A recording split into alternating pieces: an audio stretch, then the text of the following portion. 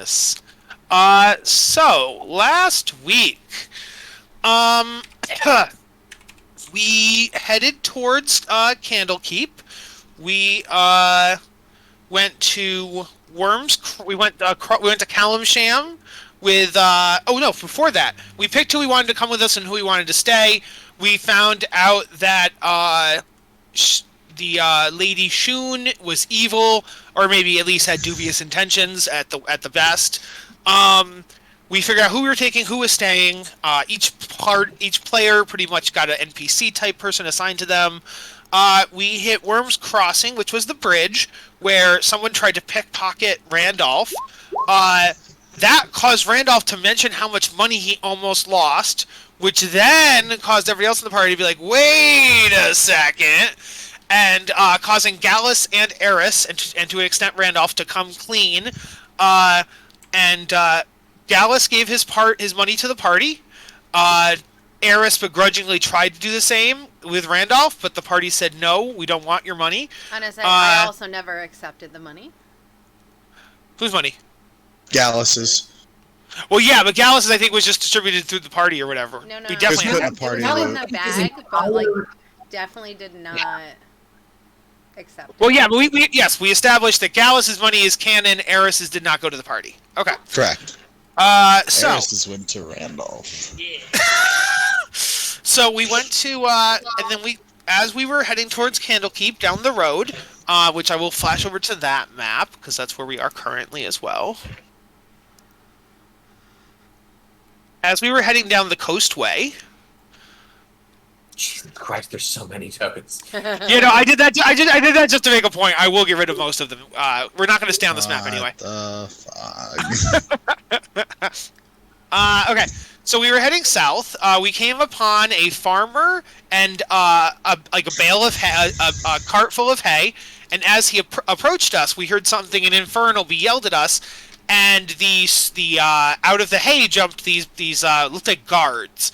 The thing I forgot to show you guys is what the guards turned into. Not like turned into, but unveiled themselves to be. Is this? This is so.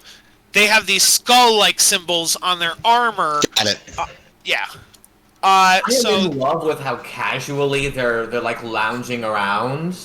I love their evil photo shoot energy. I love the guy who's just holding on to his giant belt, like, yeah, I'm the shit. It's so good. They're so good. He's giving a little bit of smolder. Hey, when you get a chance, can you give me control of Gallus's mount, please? Oh, sure. Thank you. Oh, because Gallus is there with Max. Yeah, that makes sense. Oh, you probably need control of all of Gallus's things then, by that notion. I have control of Gallus. Yes, you don't have control of Phallister, which would also fall under Gallus. Oh, no, I don't. You're right, yeah. I'll do it. Chris, you gotta ruin everything by being with your dad. Yeah. Also, put a light on, motherfuckers. What are you, vampires? God forbid.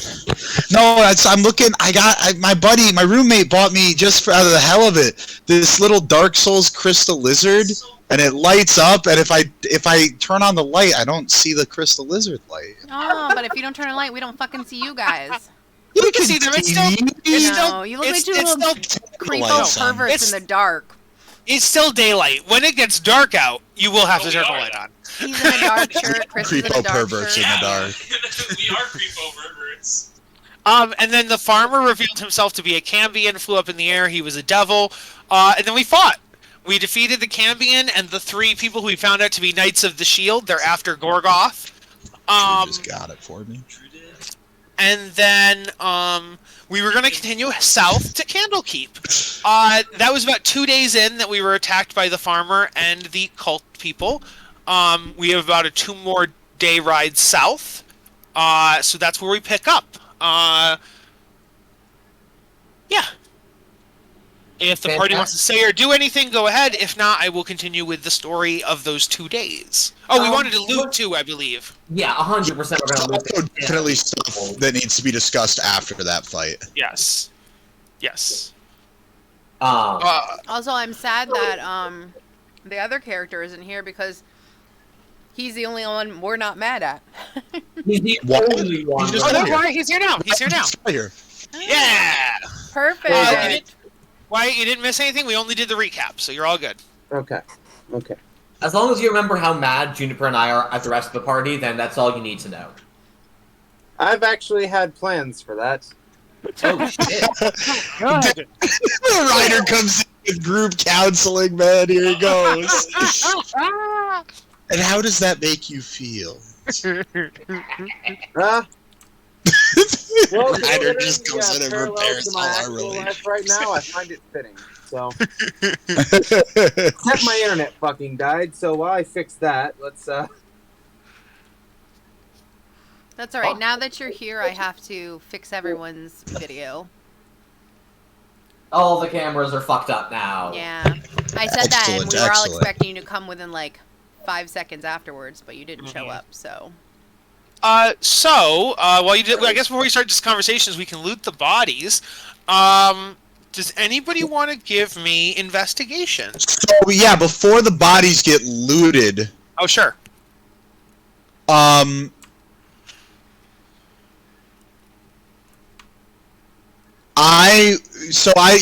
That's a good point. I would probably purposefully avoid looting the bodies and look to probably Azra. I'd look to Azra and say, "Would you like to loot?"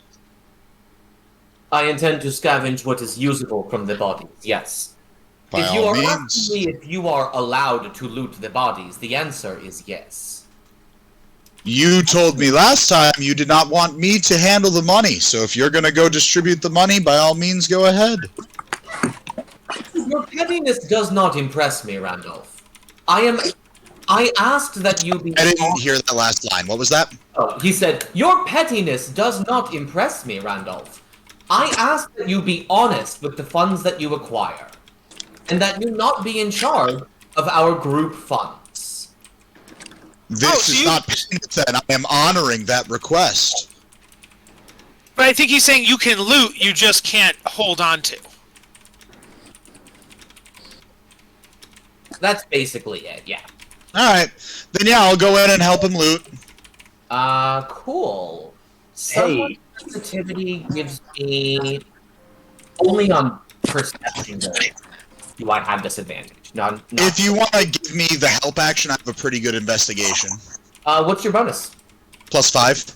Oh, that's higher than mine. Then yeah, I'll go ahead and just give right off the help action then. You got it.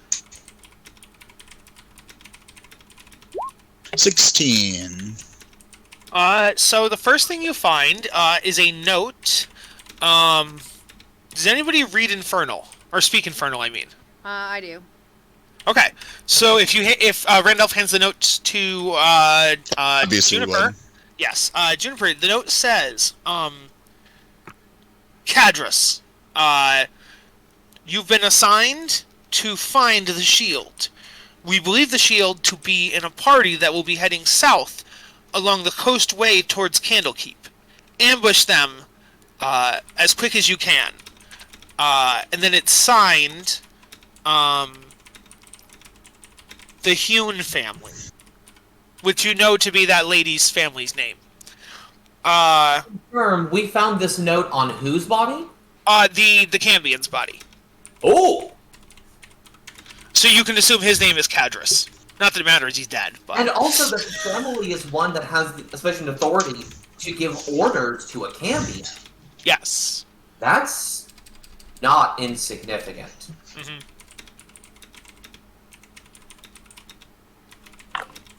The Cambion wasn't holding a sword by chance, was he?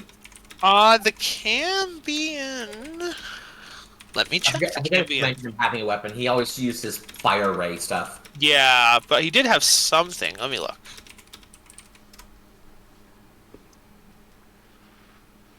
Oh, not that. Wrong thing. Also, I was distracted before. Uh-huh. Have a shitty investigation. Oh no, wait, it's a nat 20. Here you go. The Cambion was holding a spear. He was holding a spear. Yes. Is the spear magical by chance? No. No. I just want a magic So you- weapon. Is that so hard? Yeah, please. Something with and alcohol in it. then, Jess, I'll apply yours Doesn't to matter the people, Okay. the actual three lowly people.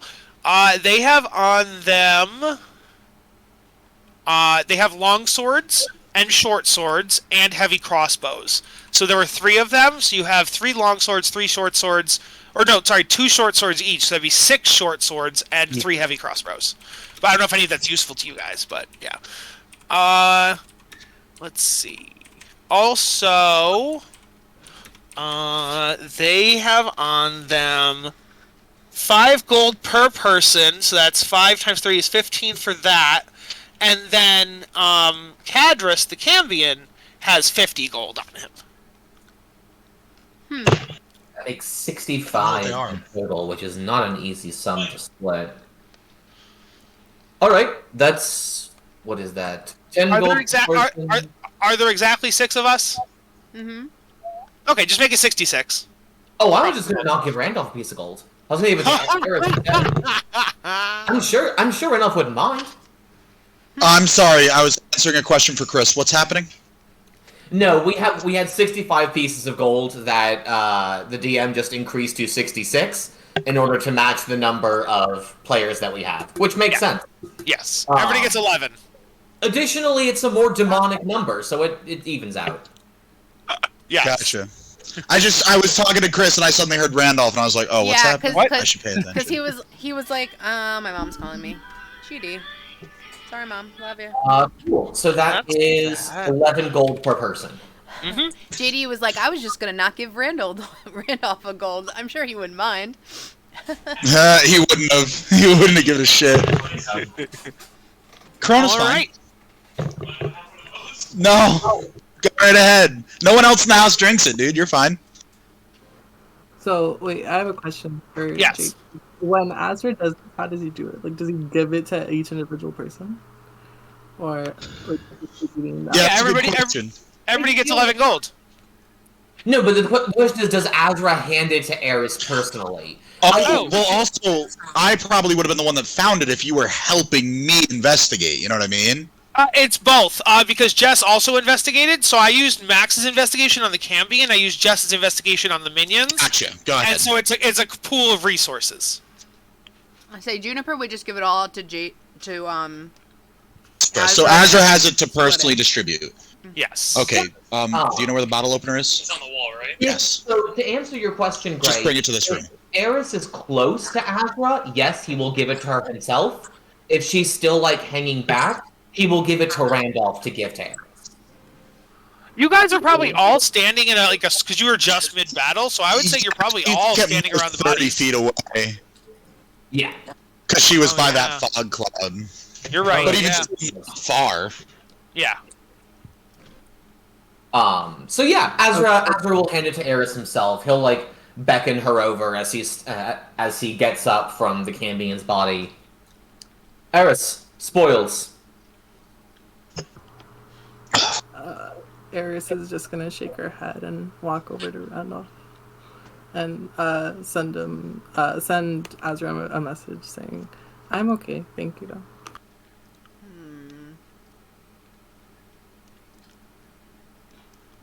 Very well. This is her trying to make penance. It certainly seems to be. Yeah. I turn to Eris and I say aloud, "Do you want me to give them my 11 as well?" You do what you wish with your money. It's yours.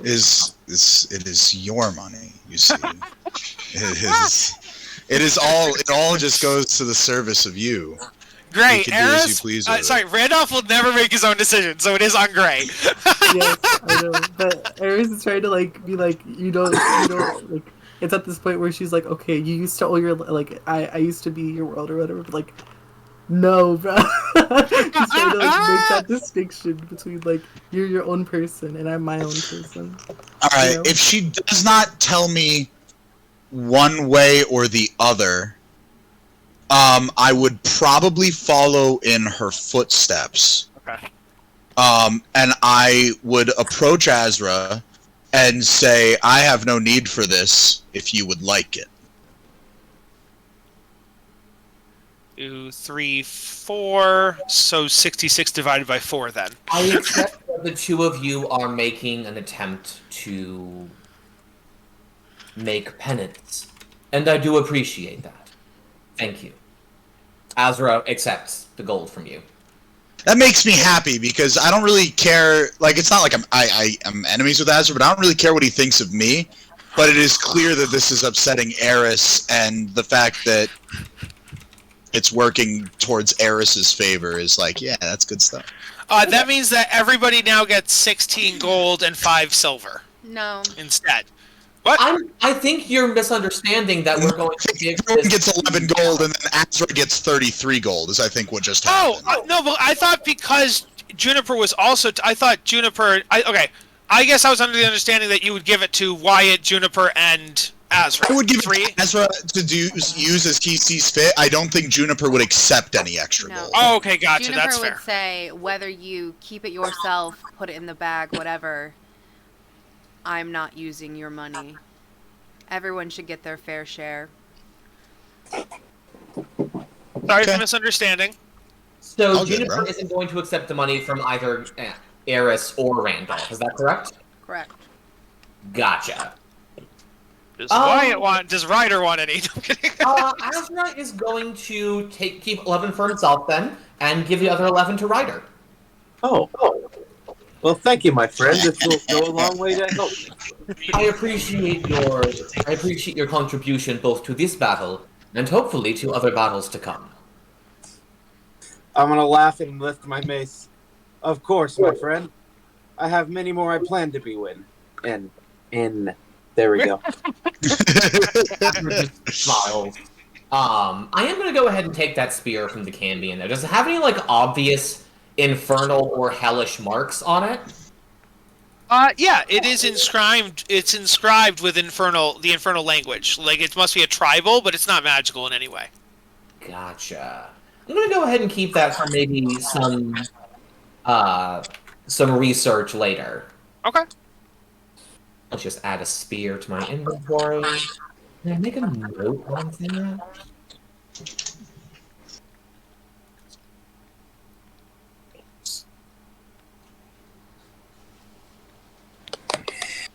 Is there a thrown weapon that is strength based that's there? No thrown weapons. The only ranged weapons were those 3 heavy crossbows. A spear can be thrown though, can it? A spear Yes, has but 120 to 60. I'll still hand it to you if you want it. yeah, No, it's okay if there's only one. there's only one spear. That's fine. I have hand axes. Very well. Alright. Ooh. I do believe that's all deleting, and we're set to keep going. Okay, so the party gets back on their mounts. Oh, Jess, did you say something? Yeah, are we, like, how long have we been on the road? Are we going to take a short rest? Are we going to take a long rest? How long will it take to get to Candlekeep? We're about halfway. We've about 2 more days until Candlekeep, so we'll definitely have long rests between now and then. How So far we into can the day is right now, though? Because if it's like high noon, I don't want to travel at 6 HP for 8 hours. You know what I mean? No, yeah, that's fair. So let's assume this was the morning of the second day. So, or like midway through the second day. So I would say it's like afternoon. Then I would also, with Azra, as I give him the gold, I would say one last thing. Could you spare any healing? Do you have any available yet? Or should I use a potion? I can absolutely spare healing. Okay. Your well-being is critical to all of our success. Well, absolutely. I was concerned about your spell casting for the day, because it is a fresh day. I wasn't sure how low you were at. Oh, I used all my spell slots in that fight. That's why I asked. Yeah, exactly, yeah. No, that's totally fair. I had forgotten that was a thing. I was thinking you wouldn't heal me. It was a matter of how much power do you have left, you know? How hurt is Juniper? I'm only 10 down, but that's like a quarter of my health, so. That's We can fair. just- 10 down is a lot. Do you guys have any hit dice left? You could short rest. That's what I'm saying. I don't think we've used any of our hit die. At least I haven't. We haven't short This- rested yet. I haven't. A short rest would not be a bad call. Yeah, Yeah, that's why I let's- was asking. We'll do a short rest here, and then we'll see what's left for me to heal afterwards. Yeah. Alright. Technically, I haven't used my second wind yet, so I'll use that first. And then I'll short rest.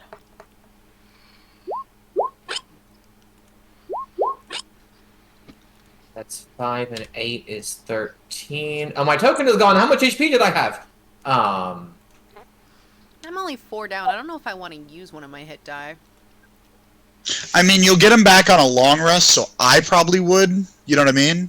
You'll get half of them back. So as long as you don't use more than 2, there's no real harm in using them. You know what I mean?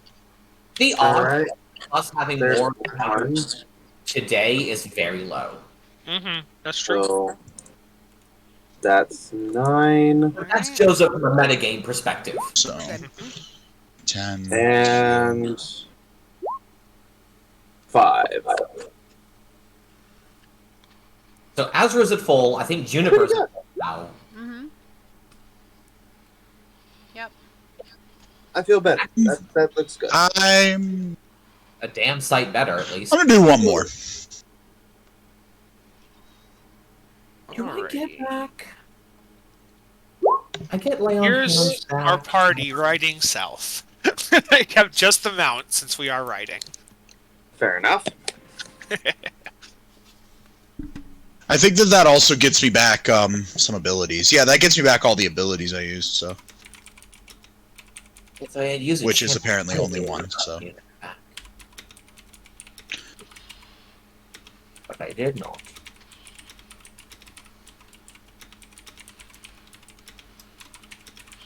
I have a DM question for after the session, but not right now. Okay, cool. Does What? Randolph still need HP after that, or no? no, I'm now only 3 down. I used 3 of my hit dice, Cool. so I'm perfectly fine. Then I maintain my lay on hands pool just in case something goes very wrong. It's a good call. It's a good call. All right. So as the party rides south, we make our way.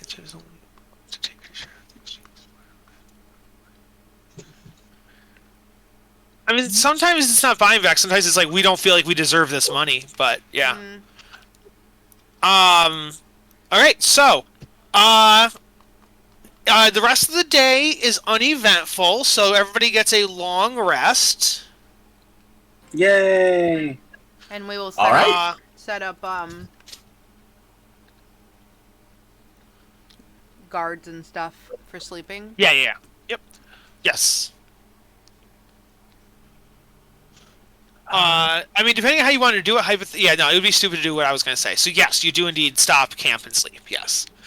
Yeah, we're not And gonna push then- through in the dark and get exhaustion. Oh, that's not what I was going to suggest. I was going to say you have a carriage, so maybe you could like take shifts and then sleep or not sleep. You have a cart, but yeah, never mind. The It's horses not like we're in a also have rush. to rest. Exactly.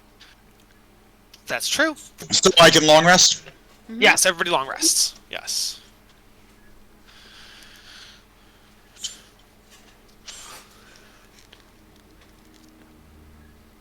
The third day is also Kyle, empty. sent you Oh, a sorry? text. Could you see it real quick? Me? What's up? Yeah.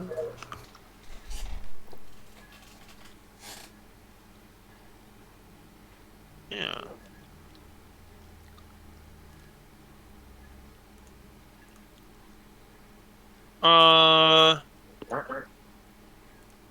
Uh-oh.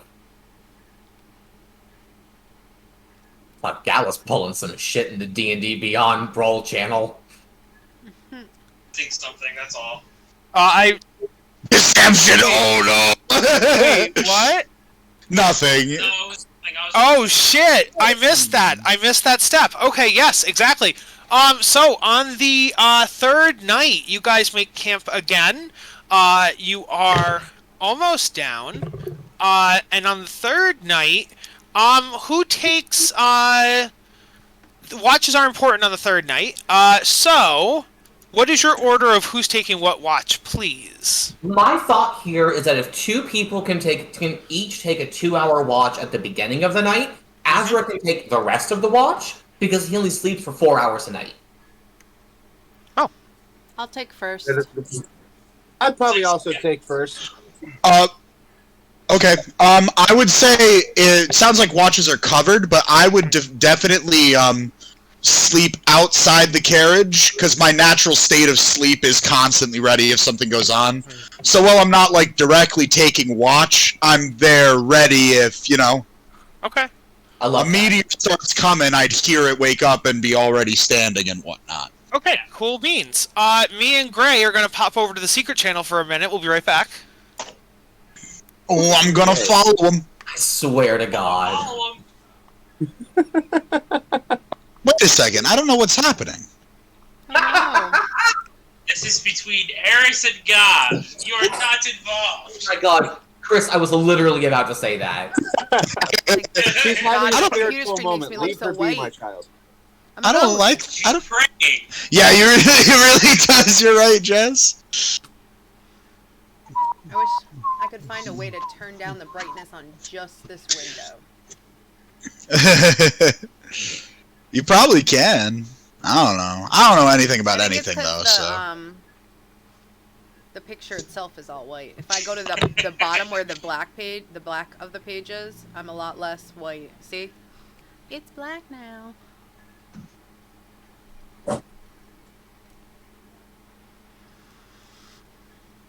I am very cold. Where's it? It is. Now, how do I get out of this? I wonder if I turn my light Yes. off if it would be any better. Let me see. I might just be whiter though if I turn it off. Oh. Fuck! We got so caught up with everything else. Azra. Well, kind of just everybody. I would have said aloud if in Sylvan, I would have asked if okay, goodbye, you. Yeah. I would have asked aloud if anyone spoke Sylvan, but I would have asked in Sylvan. No. Alright, then. Oh, hold on, I'm waiting to make sure. Yes. Chris and only Chris. You need So- just Chris. Yeah. So if Max could plug his ears. No, where I'm using a headset, he's using a headset, so he can just follow you to the other chat. Yeah, but he'll have to like whisper because you are sitting in the same room. You know what I mean? Go in the other room. Get us more booze! Be gone. Do we have anything other than that shitty scotch? Give me the shitty scotch. Alright. It's an expensive bottle of scotch to be garbage. The shitty scotch. You know what? The fact that Eris and Gallus are having a secret talk with the DM does not thrill me. God damn it, Max! Of all the people, yes? Max, tell Chris to unmute himself. He's muted and he won't unmute himself. Chris, unmute yourself. He's trying. Oh my God. Try harder. Try harder. While they're doing this, I'm gonna run to the restroom. Excusez-moi. Say, Okay. if we're getting booze, then God knows I could use a fucking drink right now. You are coming with me. All right. I'll follow you to the kitchen, bruh. Oh, it's not like you Yeah, have a You choice. got any snacks for me? Let's I don't see know. what Are you we have. sharing your booze? I would if you were here. I mean, I don't know if you know this about me, Jess. I don't got much left, but I share everything. got some tequila. This is here. taking. This is supposed to take 10 seconds, and it's not. What? So I still can't hear Chris, and I don't know if he can hear us. I don't know. Why. Chris, come here. No, just come here.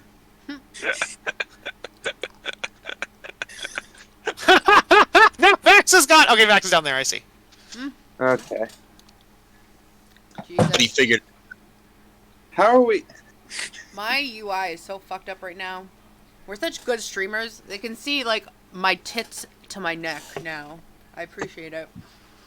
Oh, wonderful, wonderful. And I'm in JD's spot. You're in Azra's spot, yeah. I'm in ghostly Hey, I'm tits right now. Yeah, Alright, this I'm is gonna go whack. ahead and mute y'all and turn off my video because I have to go to the bathroom. Oh no, keep it on for everybody. Yeah, no, I wish he'd kept his. I severely don't think you want to hear that. It might be violating the terms of the service, video, but not the sound. Although I'll take we both. might get more viewers that way. Yeah, right. Listening to the Rolling Stones. Always listening to music during D&D. had to happen on Gallus's watch, of course, and I don't wake up, unfortunately. Mm-hmm. Damn, I'm so nervous. But Eris doesn't even have a watch. I wonder if it's like as you're sleeping, something happened. Yeah, I have to imagine. I wanted to retcon. I was gonna talk to everyone about the shield, and I figured, oh, this is a great time to do that. And then everyone went to the bathroom. Well, I was like, I'm back for what it's worth. oh, hello. Oh wait, I forgot to turn on my. Hello. Hello. Did you enjoy your pee? I definitely did. I feel so much better. Nice. Because the whole reason I was comfortable taking in the shield was because it seemed as if we had done a good job of making them unaware. Oh, perfect. Azra's back. Azra, during the second day, like part of the way through as we were just traveling, I would have asked you to ride beside me so we could talk, and probably you too, Juniper, just as everyone involved thing. And I would have said the only reason I wanted to take the shield in the first place was not only for the guide, but also it really seemed in the moment as if we had done a good job hiding the fact that we had it. Now that it's public knowledge that we have it, I think we should get rid of it somehow. I will tell you that I completely agree with that assessment. However, at the same time, I believe that there are few facilities as well equipped to hold an artifact of this. That's one of my concerns too, yes. Also, Is it's that your we best- can't just let them get hold of it's it. your best fucking friend. How could you do that? You promised it. Oh, I promised it if we go down, we'll go down together, because my thought process was, oh, I'll just die. I'll run away and die, and then they get the shield. Like, that's where my mindset was. God. See, I want to suggest destroying that thing. I don't think we can destroy... Oh. Or at the very least, hurling that bitch into the deepest part of the ocean. Like, just frisbee that thing. I believe that requesting that the abbots of Candlekeep put that take thing it into under their lock and possession. Are you sure we shouldn't bring it to Avernus idea. with us, though, for the guide and stuff? It could be a help. I believe there is no power that is holding that creature to its word. The DM missed all of this conversation, so I don't know what just happened. That's We're fine. talking about shield. I was talking about how the only reason I wanted to take the shield in the first place was because it really seemed as if no one knew we had it. Now that cover is blown, the shield is a liability, and I'm not as confident in it. So our thought is that probably the safest place to bring it will be... We could also, I would say to Juniper, because Juniper said, what if we need it as a guide? Perhaps our best decision is not to make a decision right now, but discuss it with the woman we're going to see, and if she says that we should have it as a guide, we'll take it as a guide. Yeah. But if she thinks it's not trustworthy, we need to keep it sealed, and she can keep it sealed. Like, we don't necessarily need to make a decision right now. I was just trying to make my opinions known. Oh, sorry. No, go ahead. No, this is moving on with the next thing, so you guys should finish your thing first. Yeah. Azra would simply say, for what it's worth, I do agree with your instincts that bringing it to Candlekeep and leaving it there might be our wisest decision, as it is explicitly a liability that is bringing the actual devils down on us. Yes, absolutely, I agree. I would have never taken it had I thought we not just gotten away with it, because it seemed so helpful to our mission. What I will say in this regard, Randolph, is that it might be much harder to cloak a thing of that nature than perhaps you were ready for. True. Some Divination. things, if you know how to find them, are very easy to find. I will say, if somebody wants to give me a religion or history... Imagine I have advantage on this, yes? Yes. Why do I have history but not religion? 15. 16. And 5. 16. Paladin ever. On the 16, you would think that... Well, yes, the conversation you guys just had is all well and good, and most of it was true, or all of it's true. But you would know that of the what you know of the Shield of the Hidden Lord, of what you've heard of, their powers basically only on the material plane. The cult of the Knights of the Shield. Wow, the Knights of the Shield. So the Knights of the Shield of the Hidden Lord, which would be too long. Oh, no. The Knights of the Shield do not have any power on the infernal plane, as far as what you know from what you've rumored. Okay. Well, I'm glad we had this discussion, but it sounds like we'll make a more final decision when we're in Candlekeep. Yes. Who is taking the first watch? Was it Juniper or Ryder? Juniper? Okay, cool. And Ryder. They were doing it Okay. together, I believe. I thought we were doing it in sets of 2. Yeah. Oh, okay. I thought it was going to be. First I thought it was one of you, then the other, and then Azra. I misunderstood. Okay. I thought Ryder was just staying up to make friends, honestly. But the way it came out was Ryder and Juniper, then Gallus, then Azra. Half friends, half. I am like. I am a warrior, so I'm trying to. Oh, of course. We didn't necessarily need 2 people. I didn't realize No, Gallus was but- taking a watch. Okay, cool. Yes, Gallus Gallus was the first person to say he wanted to watch, and he just wasn't loud enough about it, so he took second. I took second, and then somebody else said they wanted first. So I was like, oh, so I just will be part of one. That's But anyway, so what's happening with my beloved Eris?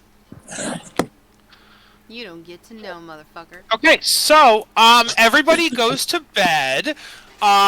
Juniper and Ryder stay up on the first one. Your watch is nothing really happens. You're good. Then Juniper and Ryder, you go to bed, so you get your long. Sorry? Ryder, did you want to RP at all, or we just? Oh, sorry, absolutely yes. If you guys want to RP, go ahead. I'm sorry, didn't mean to rush you. Actually, I kind of wanted the conversation to be with Azra too, but considering what I witnessed, I feel like you would be the most benefited out of it. Okay. So, I guess while we're just kind of sitting around by the campfire, I don't understand the history going on, but back at Baldur's Gate, I'm going to ask you not to take it so personally, and I'd like you to hear me out on why. Many nobles, they just tend to forget. You see, they don't understand the power their name holds.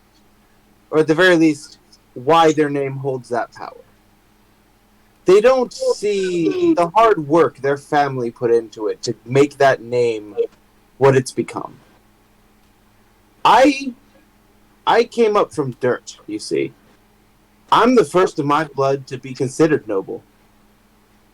I'm the first of a knightly order of the Dreyfus.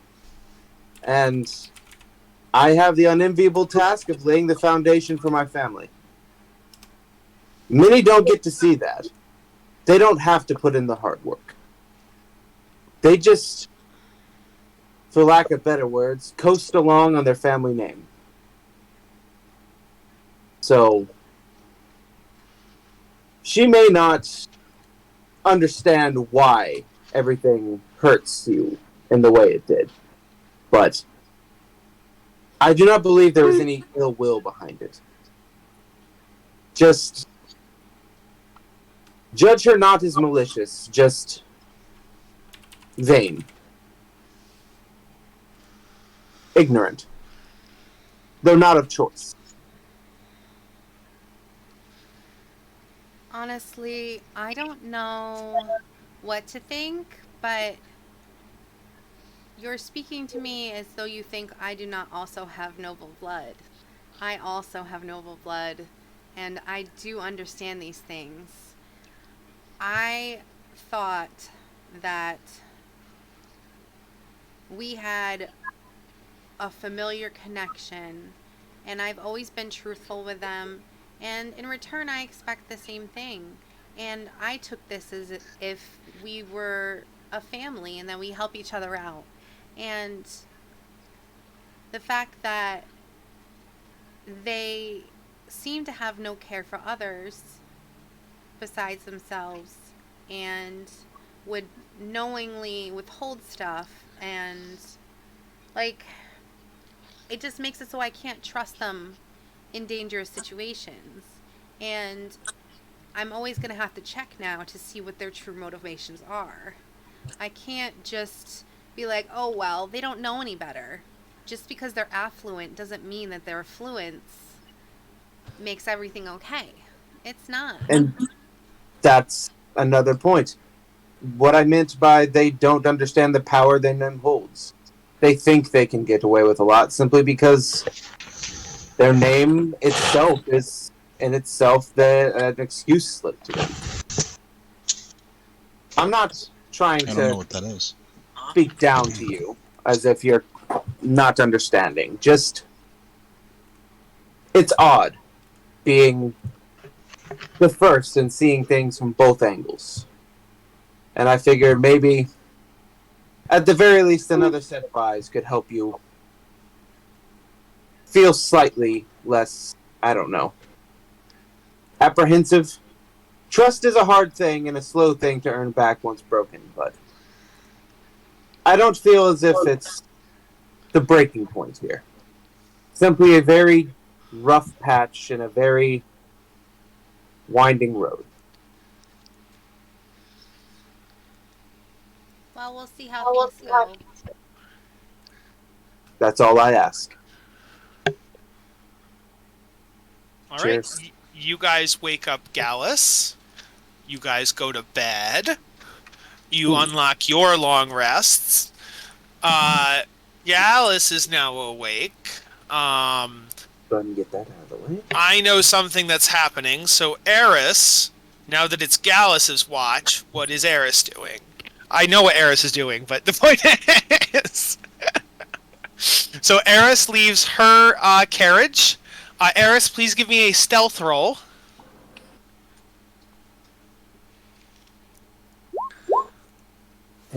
Not great. I think Randolph, please give me perception. Should I go? Perception? My Wait, no, sorry. You are asleep. You are asleep. You fail all checks. I'm right outside the carriage. So Yes, she's what's your- trying to yes. sneak out. What is why your I got passive my perception? My passive Yes. is 12. Okay, so that does beat it. Randolph, you do wake up to. Sorry, Now wait. One Piece What I would allow is pause. What I would allow is Gallus knew this was happening. So Gallus, do you want to try to distract or do anything with Randolph to give Eris like a help action or anything of that nature? Because Eris is trying to sneak out, and Gallus knows that Eris is trying to sneak out. Do you value your life, son? Do you feel lucky?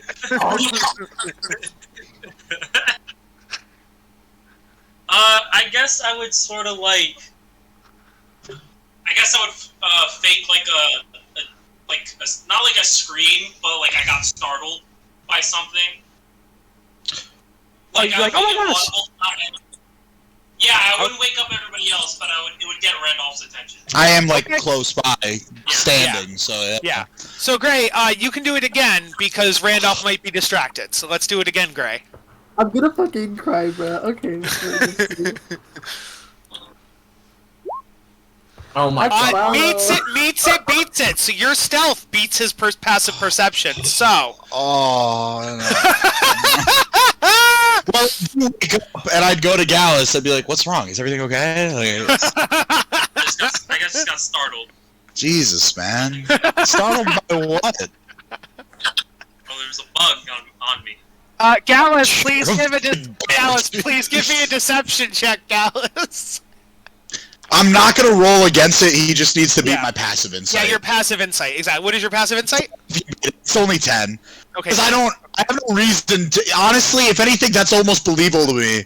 I Yeah. feel like Gallus is the type of punk ass bitch that would have like a ladybug land on him. Alright, so I guess I'll go back near the entrance and go back to sleep standing up. Yes. Oh, honey, you got Okay. a big storm coming. Yeah, so Randolph goes back to sleep, so now everybody is asleep except for entrance to the Gallus and carriage. Eris. Yes, he That way, if sleeps at the anything entrance tries to the to get, carriage.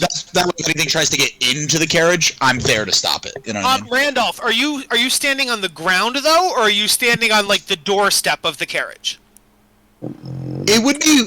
I didn't realize it would be whatever is closest to the door without impeding the door. You know what I mean? Then probably the ground. Okay, gotcha. Okay, so you are standing on the ground. Got it. Eris and Gray, please give me a group stealth check for something the party doesn't know yet, which I will unveil soon. So that's going to be both of you, and as long as both of you roll okay enough, on average, we should be fine. So let's see. 18 good? Gallus? No, it's Oh, you said Eris and Gray. yeah. Oh, I'm sorry, I meant Eris and Gallus, thank you. Yes, Eris and Gallus. 18 and then tell me what Gallus got. Nat 1 stealth. Nat 1 stealth. Which 24. motherfucker. Okay.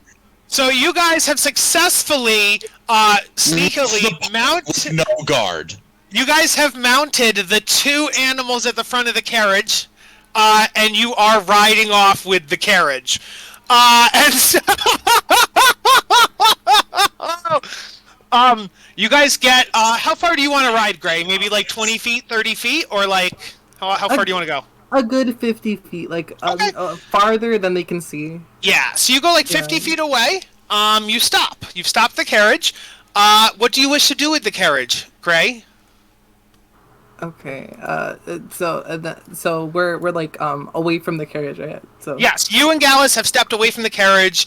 Yes. And the mounts are no longer mounted. Yes, and you have unhooked the mounts. The mounts are with you two away from the carriage. The carriage is by itself. Yes. Okay, and Gallus, Eris is gonna be like, okay, Gallus, again, this is me. You're not burning it down. So, if anything, don't tell Randolph it was me. Yeah, okay, good. And then she's gonna cast Firebolt on the carriage multiple times. Yeah. You do that, and it's a cantrip, so you just do it like 10 times in a row, and the carriage burns down. The carriage smolders. Okay. People's passive... you are 50 yards away. Randolph, what is your passive perception, you said? 12. So you're assuming that while we're sleeping, we're not gonna hear or see giant... No, that's okay. No, I was just gonna say you're probably all gonna wake up. Well, because you're not sleeping inside. I guess you have tents, but yeah. So firebolts, not fireballs, firebolts. So firebolts are just like strings of fire. So it could just be like lightning bugs. But yes, I probably would say you guys would wake up. So let's do a luck check. Everyone who's currently asleep, roll me a d20, no modifiers, and that'll determine whether you wake up or not. Some of you might be heavy sleepers. Some of you are in a tent. Some of you are standing outside. So let me just do it luck-based. My God, Ryder. Everybody except for Randolph wakes up. Randolph, you are dead. Apparently, when the Gallus waking you up thing made you think, oh, it's probably just Gallus again. So you just ignore it. Kind of fair. Yes, but everybody else, Azra and Juniper, and especially Wyatt, you hear it. Ryder, you hear it first. But you guys wake up and you see firebolts going off like 50 feet away from your camp. Okay. Do I see anyone else getting up with me, or I would definitely bolt up. I feel like Ryder gets the first reaction to this. Yeah, Ryder, you get to go first. So if you want to choose to wake someone up, you can, or you can just try heading towards the firebolts. But you get to go first on your nat 20. He'd also see that Eris's huge carriage is missing. Yes, Eris, Gallus are both gone, and the carriage is gone as well. Yes. Okay, that's right. And their Gallus birds are gone too. Gallus went with. That's a major alarm bell. I act on that first and foremost. So I head towards the fire. Oh, I didn't realize I had a torch. I didn't realize I had a torch. I could torch this shit. Okay. You should have torched it instead of firebolting it. Firebolt. we can retcon that. No, we can't. Okay. You firebolted it. Okay, So. yeah. I didn't say I definitely would have bolted up, looked, and saw that Eris and Gallus and shit is missing, and I would immediately go over and I would wake up Randolph and be like, Eris is missing, the carriage is gone, there's fire. Let's go. Yeah, so the whole party runs towards the fire, and you find Gallus and Eris holding the 2 bird mounts, staring at the remnants of a burned, ash-filled carriage. What's going on here? I I look trust to you have some manner of explanation for this. I point Yes? to Eris. I point to I don't Eris. believe you. I think you're lying to me. Okay. Roll insight. I'm not even going to. Okay. Max, roll insight. No, I'm kidding. All right, Eris, you should probably start sending some messages out. Just hooting, I would understand. Yeah, who, Eris? She's gonna be like, hoot. Yeah. And that's all she's gonna say.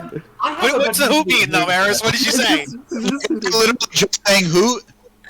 Max I would love that. Randolph would understand you. What is Randolph translated as? I know, but she's just saying hoot. Yeah. Oh, she's just saying hoot! Yeah. I would I'd pull my glaive. I'd pull out my glaive and point it at Gallus, and I'd be like, "What the fuck did you do?" Like, say Eris, you need to say something. Yeah. Eris, you have to say something. Well, first of all, what are you guys doing away from camp? Why is the carriage over here? It doesn't matter who burnt it. Why is it burning? What is going on? And Eris is after that, yeah. Simply as a precaution, I am going to place my shield between Gallus and the deadly pointy weapon. Not defensive or ready to fight, just kind of, hold the fuck on a second. See, also, does anyone have a way to put out the carriage? This is going to draw a lot I of know. attention. At Bonfire. no point has Azra looked away from Eris. Eris, please give your speech. Yeah, I know. I'm casting alter self so I can talk because I'm Oh, not okay, in excellent. the fucking mind For messages. translating. Too much Agreed, work. yes. Too much. This is great. Okay. Uh-huh. You now are yourself, but you have human vocal cords. Go ahead. Yeah. She just says hoot over and over. I'm kidding, no. I would love that. I'd cry. That'd be so funny. If she just said who over and over. She like turns into a human so she can talk, and then she looks at us all. Yeah, it just goes hoot, hoot. Like it's just oof. All right, I'm sorry. Continue. That's very chicken boo from Animaniacs, but yes. Don't worry about the carriage. I burnt it down. Put my Gallus, glaive away. your Gallus. shield away. I just asked Gallus to help me move it out here. Pull my so it glaive doesn't back out. really affect you guys. Sorry. But don't worry about it. It's just a bonfire now. It's nothing. But why did you do this? I feel like I need to do this. I needed to do this. And it's just something that I need to do for myself. You needed You're to set attempting your to- own carriage on fire. You are attempting to distance yourself from the person you used to be. I'm trying, kinda. I have already had so many experiences with you guys, and I don't want to stay this way. This greed that I've always felt, this need for money, which has always been prevalent, I don't want it anymore. And this carriage, as well as all my money, is now gone, and I don't feel like the world's ended, and that feels great for me. So I needed to do this for my own sake. Just as a point of order, she did leave her gold in the carriage, so that is also melted. Yeah, all her money was she burned down. All of the money that was split, she gave to me, like all that extra platinum. Oh yes, but anything that was Yeah. like on her possession. Had left. Yeah, Yes. so like about Yes. 1,000 gold was like thrown into the fire and shit. Yes. I see. I'm sorry to wake you guys. I didn't know that I was gonna wake you guys up from this distance. I feel like lighting your entire carriage ablaze is something that could be assumed to be disruptive to a good night's sleep. You did drive 50 feet away, like. That having I been thought that was a good distance. I don't know. I'm sorry. That having been said, Eris, I understand that your intentions in doing this were you wanted to be able to move forward without these chains that you felt holding on to you, yes? Somewhat, yes. That is something that I can understand. I believe that perhaps there were better ways to go about this, but I cannot claim to understand what you are going through personally. I'm sorry, yeah, I heard all that, but Kyle just fucking. Yeah, I True did. pass. I hated that. So much. Oh, I just noticed the joke now. Oh yeah. I didn't notice it at first. Azra is going to walk up towards Eris and hold out his hand, as if to accept hers, like for a handshake or maybe even for a hug. Glaive is back out. I accept your intentions for what they are. And I hope that this helps you. I would think that Eris would like hug him and she'd lose concentration and then she'd just start crying and be like hoot hoot hoot hoot hoot because she can't speak anymore. She's like Azra seems a little sadly surprised because the last person who ever hugged him was Juniper. Maybe the only person who's ever hugged him was Juniper. So he's like, okay, I'm used to this. This I can handle. This makes sense. And he'll put his arms around Eris. Aw. Wholesome. Yes, okay. I accept this. I like this. I like this story.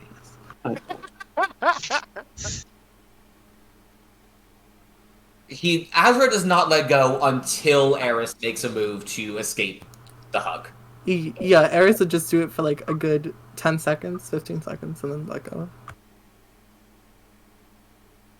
Azra will say afterwards, if it's what you want, there is nothing that is stopping you from changing. And I'm very happy that you have made this choice. I kind of can't use too many spells because I run out of spell slots, so there is things that stop me from changing, you know? Like... okay, that's right, that's bad.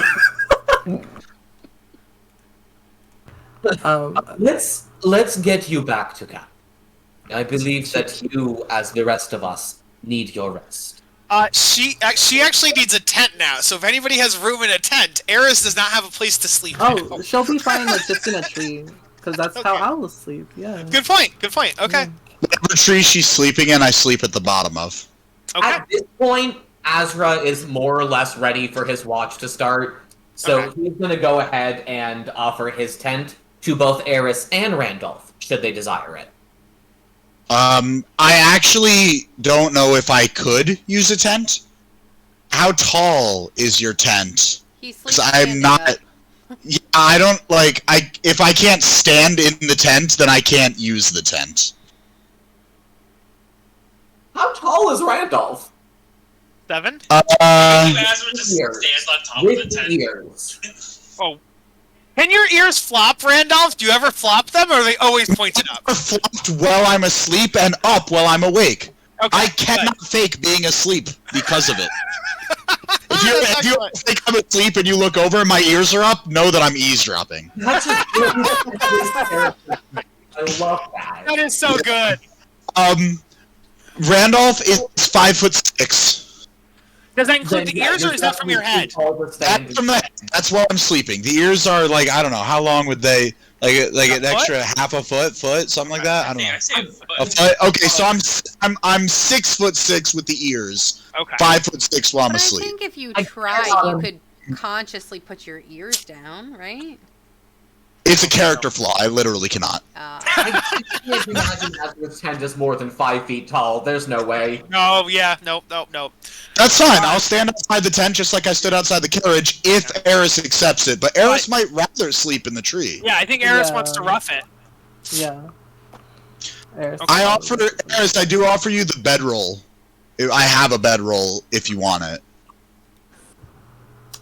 It's okay. I'm this spark is pretty. I don't use it.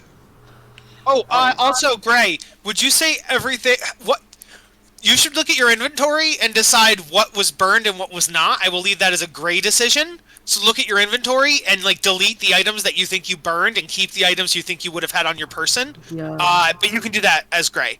So you helped her with this. Yes. She asked me to. I did out of friendship.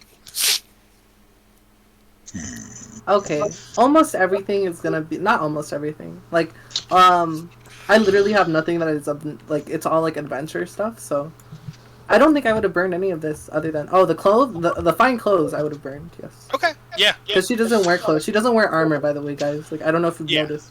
She Yeah. doesn't have any armor. Well, she's a Fine. sorcerer. So Sorcerers, I wouldn't expect her yeah. to.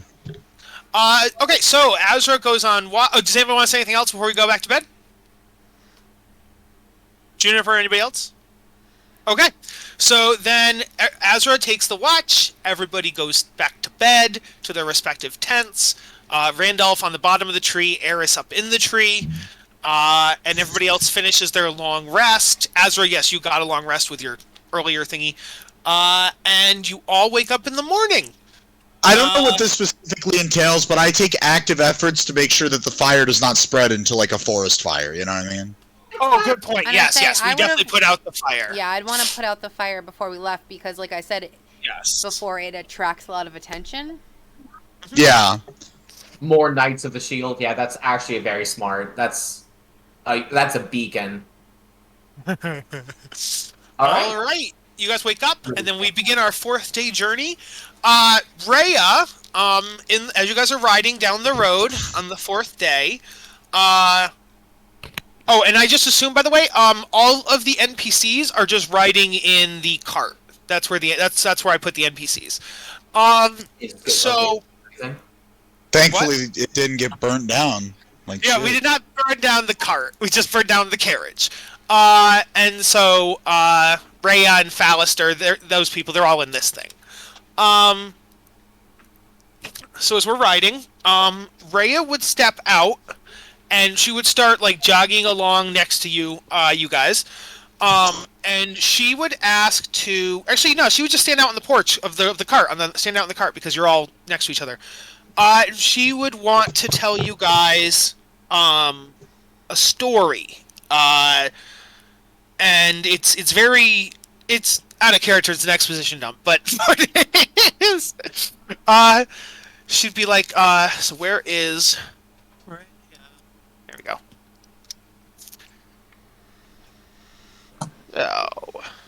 Oh. She would say, as we approach Candlekeep, I wanted to tell my new friends this information I have. It's a Hell Rider tale. So if you guys could gather round and just pull your horses together, and I'll tell you as we ride. So you guys pull into a tighter knit group of beasts of burden. And she goes, "It was over a century past that the great troubles began. Fiends roamed the lands to the north and west of Elturel. Fiends were despoiled, livestock slaughtered. Fields were despoiled, livestock slaughtered, homes razed, and people dragged off to a terrible and unknown fate. Terror gripped the heart of all. The city's cavalry rose across the land, striking down fiends wherever they found them and suffering fearful losses. But it was never enough. For every fiend they destroyed, it seemed as though 2 more appeared elsewhere. The ruler of Elturel, the High Rider, asked his people to pray to the gods for aid. To everyone's astonishment, a mighty angel entered the city the next day. Her name was Zariel, which means companion of light. The prayers of Elturel had been heard, and help had come. Zariel located the gate through which the fiends were entering the natural world, on the fields of the dead west of the city. Zariel declared that she would lead the cavalry into Avernus, destroying the infernal host that would amass there, and striking a great blow against the forces of darkness. The High Rider sent out the riders of Elturel, now numbering many thousands, with Zariel at their head, riding a golden mastodon. With a great cry, Zariel and her army charged through the gate. The legions of Avernus trembled and buckled, but did not crumble. Zariel was defeated, and the remnants of her army returned to El Terrell, overcome with grief at the loss of their glorious general, but confident that the lords of the Nine Hells would think twice before threatening El Terrell again. There were great celebrations to honor the valiant knights of the cavalry, who became known as the Hell Riders from that day on.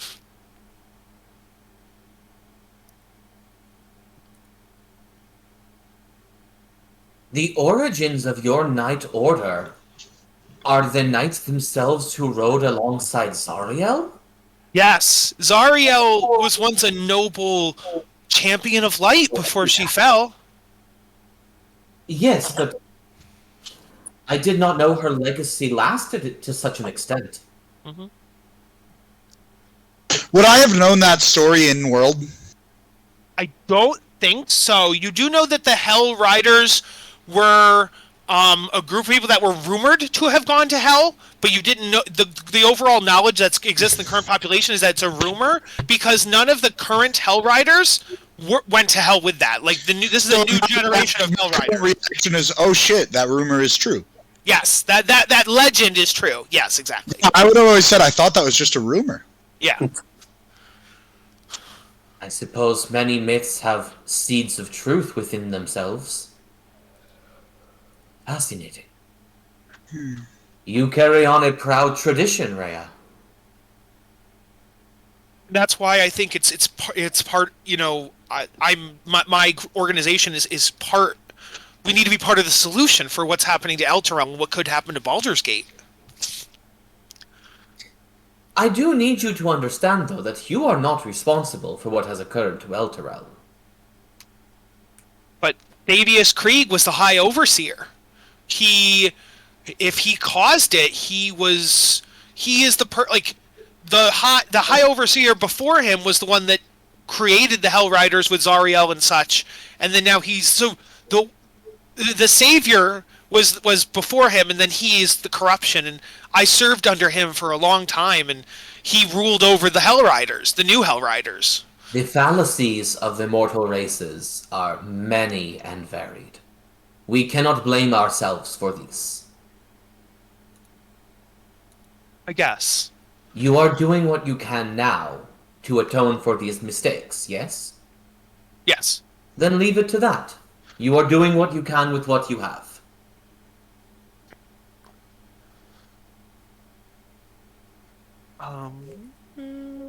Let me see something here.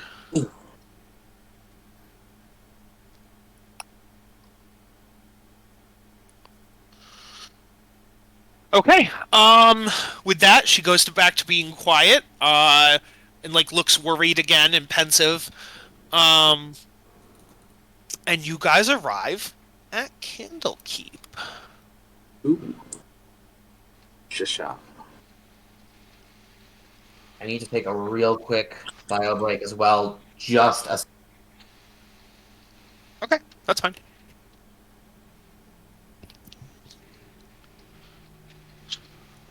I fucking love that shit, bro. It's so funny. You want to order some food, Chris? Yes, please. Wait, what's What do so you wanna funny? order? I'm always listening to music while we play D&D, and I've got a video on in the background that is just very entertaining. Oh, okay.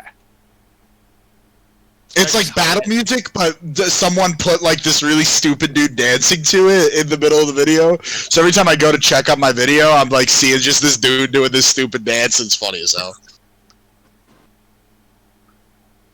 You should.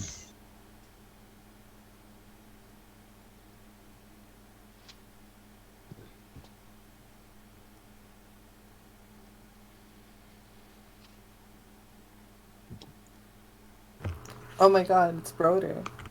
Yeah, and Foos. Where is Pan? I think Pan should be. We don't know Chris, if this I is... missed your mother. I don't want to establish where this is in the timeline, so I only put the people that were here at Candlekeep Vegas. beforehand. Because you don't know whether this is post them meeting the party or pre them meeting the party. You know what I mean? Okay, Ares is gonna ask Foos if he knows Pan. I'm kidding.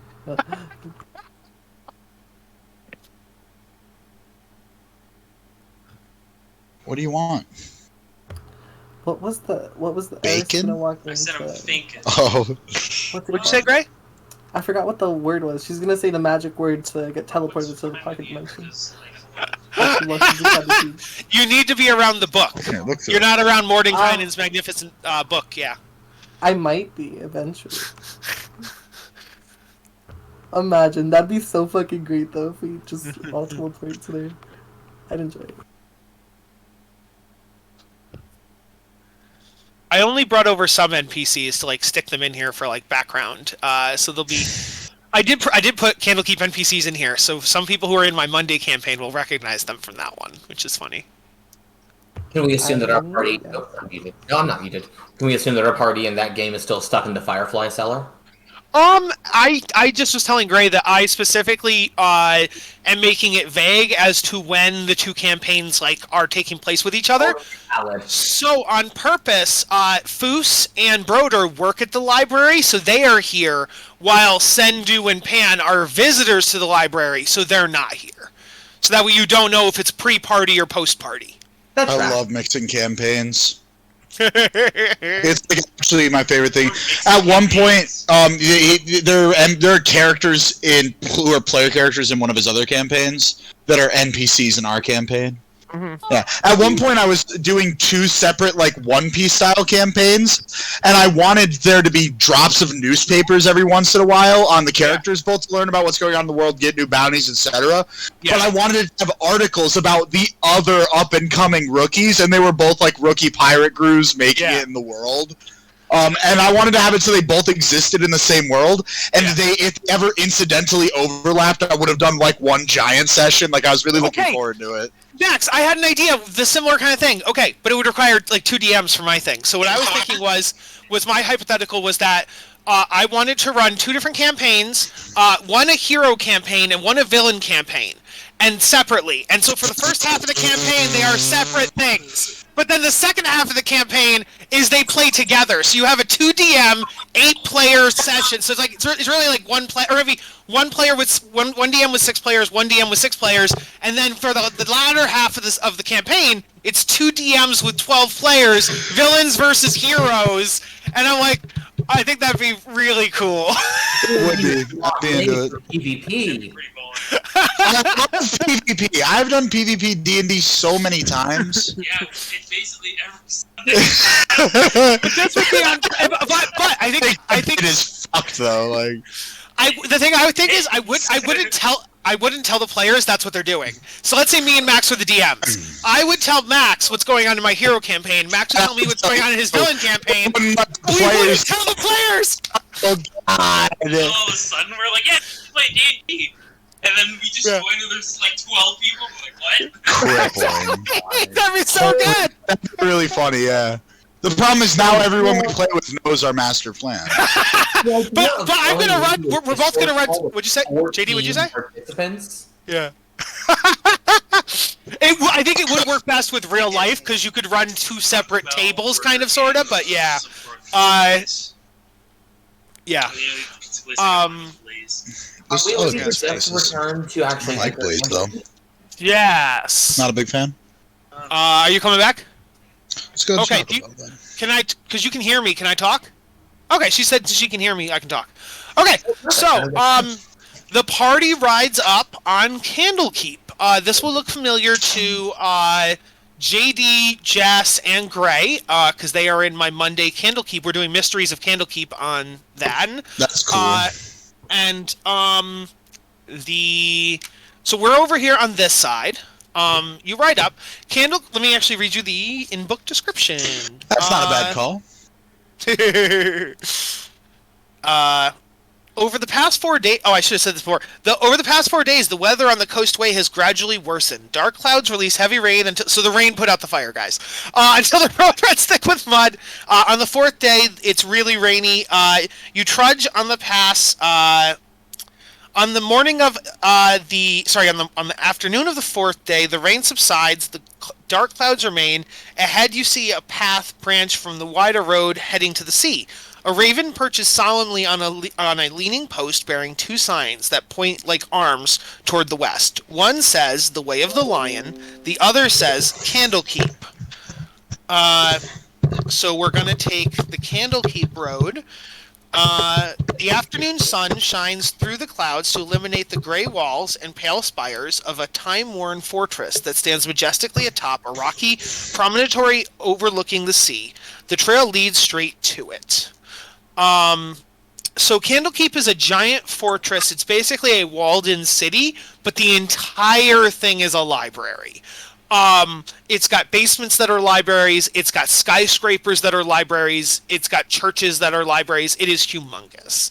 And so, let's see. The thing down here is 400 feet. So this is probably 1,600, 400, maybe 1,200 feet or so long. You guys arrive at a gatehouse. And at the gatehouse, you are greeted by this lady. Whoa. That's hot.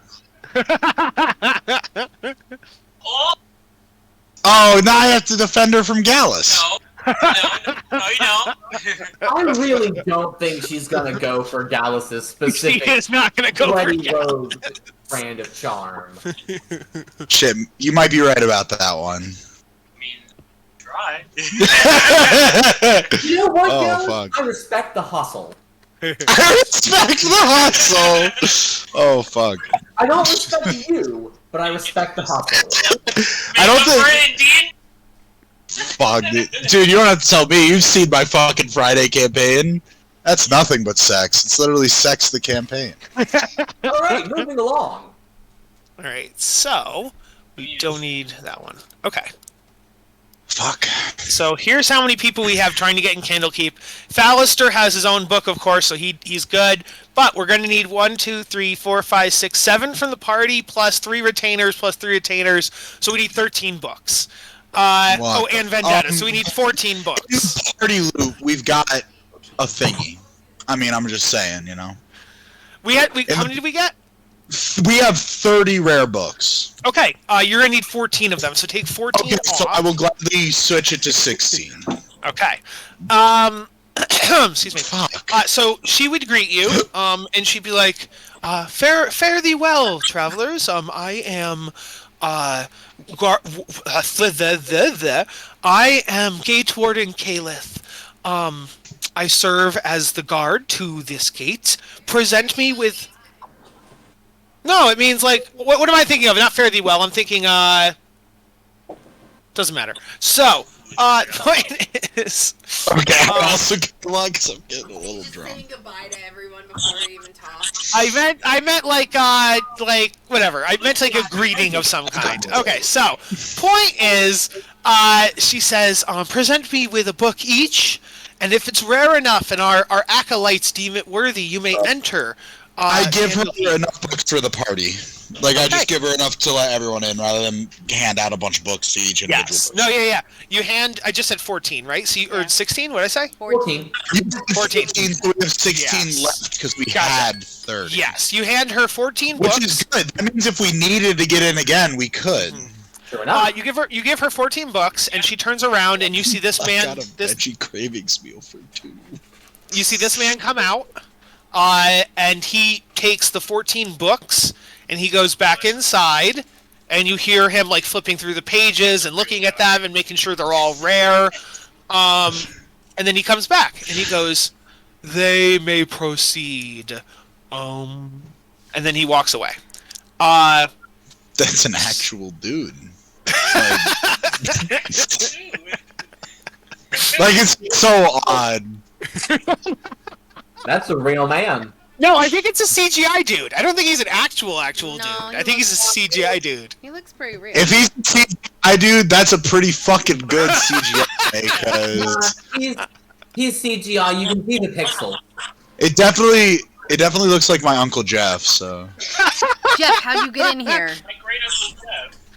Yeah. So Kayla steps aside, and you guys are let in. As you proceed past the gate, you see inside the gate these You don't have guys. to do as much as I do. They are It's floating Jesus. around.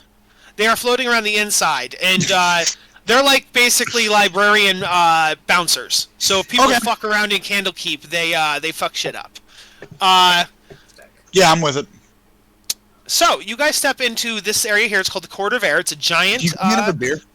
Thank you. You let's see here. There's a stablery you can stable your stuff at. You see this guy here. He is sweeping and he's raking leaves, and then he's sweeping and mopping and things like that. He's like a janitor. He is a librarian janitor. You see this guy here. He is standing in front of a big gate surrounded by 4 statues.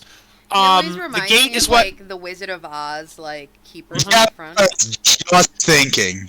That is kind of the point. Yes, I think so. The Emerald City. What is the pass? So he is guarding this area. As you go in, Caliph would inform you. She'd be like, just so you know, visitors are allowed into the Court of Air and any of the areas surrounding it, but visitors are not allowed into Candlekeep proper. Only the librarians are. So if you go up to the Keeper of the Emerald Door, and she points at this person. The Emerald Door? Yes. That's why it's funny he's a Wizard of Oz, because he's literally called the Keeper of the Emerald Door. And so... she'd be like, tell him your requests, and then they will process it, and we will get the books you need and such. But Fallister would speak up and be like, oh no, we're not here. We're not here on.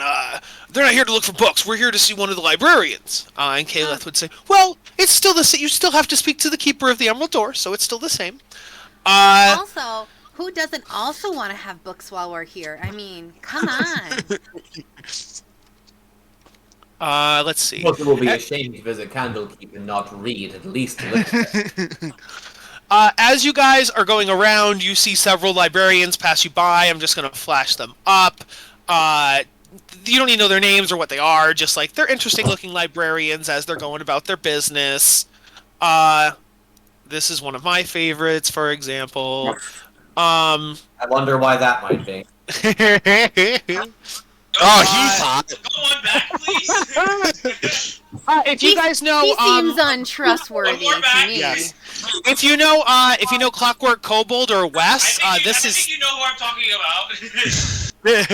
this is Yeah, Clockwork Kobold. Yes. And you see this guy walking around. Yeah. So you see these various librarians walking around doing their business. He's not. They're doing their business in the library. Speak for yourself. I still. Oh, here's an interesting one. Here's an interesting one for you. So this woman is running around, and she is chanting. She's got croissants on her shoulders. My God, it looks like Nick's girlfriend. So she is going around and she's chanting what sounds like prophecies. But she's singing them. So she's walking around singing prophecies. Yeah. So that's the kind of weird shit. Any prophecies that would ring true to us? No, they are specifically prophecies about Candlekeep. Gotcha. Okay. Yes. Are any of them about going to hell? No. I mean, no, they Candlekeep next after Baldur's Gate, you know? No, that's fair. Yeah, that's fair. Let's see here. What was the other thing? Okay, so did you say there's a seagull? I was like, huh? Oh. No, she's got croissant This. shoulders. Oh, I see. Okay. Okay. Did you think So she was called Stone Shoulders? Croissant shoulders. yeah, she does. I'll flash her up again. She kind of does. You don't see the bottom tip of her wings? They just look like.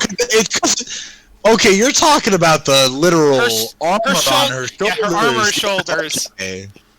Her pauldrons look like croissants. Yeah, I did. I was like, what the fuck does that even mean? Evidently. All right. So, it's on the GM layer. Let me go to the GM layer and get that. Boop. This is a problem. What's the problem? Is it? I lost the lid to my tequila. I guess you'll have to drink it all. Don't say that. There's a lot in it. So, me. They call it to kill you for a reason, sir. Yeah, but I gotta go to work at 7 in the morning. That sounds like a you problem. If you drink all the tequila, you might not have to. So you guys would pass on the way to the Emerald Door. You would pass these things down here. As I said, it's kind of a city in and of itself. So you see a tavern, you see an inn, you see a maintenance spot, you see a temple, which might be important to Ryder. You see the stables, and you also see a bathhouse. You also see a market on the northern side. And then what you would notice on the far north here is, which labeled the Pillars of Pedagogy, those are like the study halls. So if you got a book from the library, you would go and study that book here in the pedagogy area. Okay. So, you guys go over to the Keeper of the Emerald Door. What do you say? I don't remember who just referred to me because I wasn't here for the session where we found out. We are looking for Silvira. Silvira is a tiefling librarian that Fallister works for. I can also have Fallister do the talking if you guys want. Azra will approach the Keeper of the Emerald Door. Pardon me, good sir. My companions and I are here to speak with one of your staff.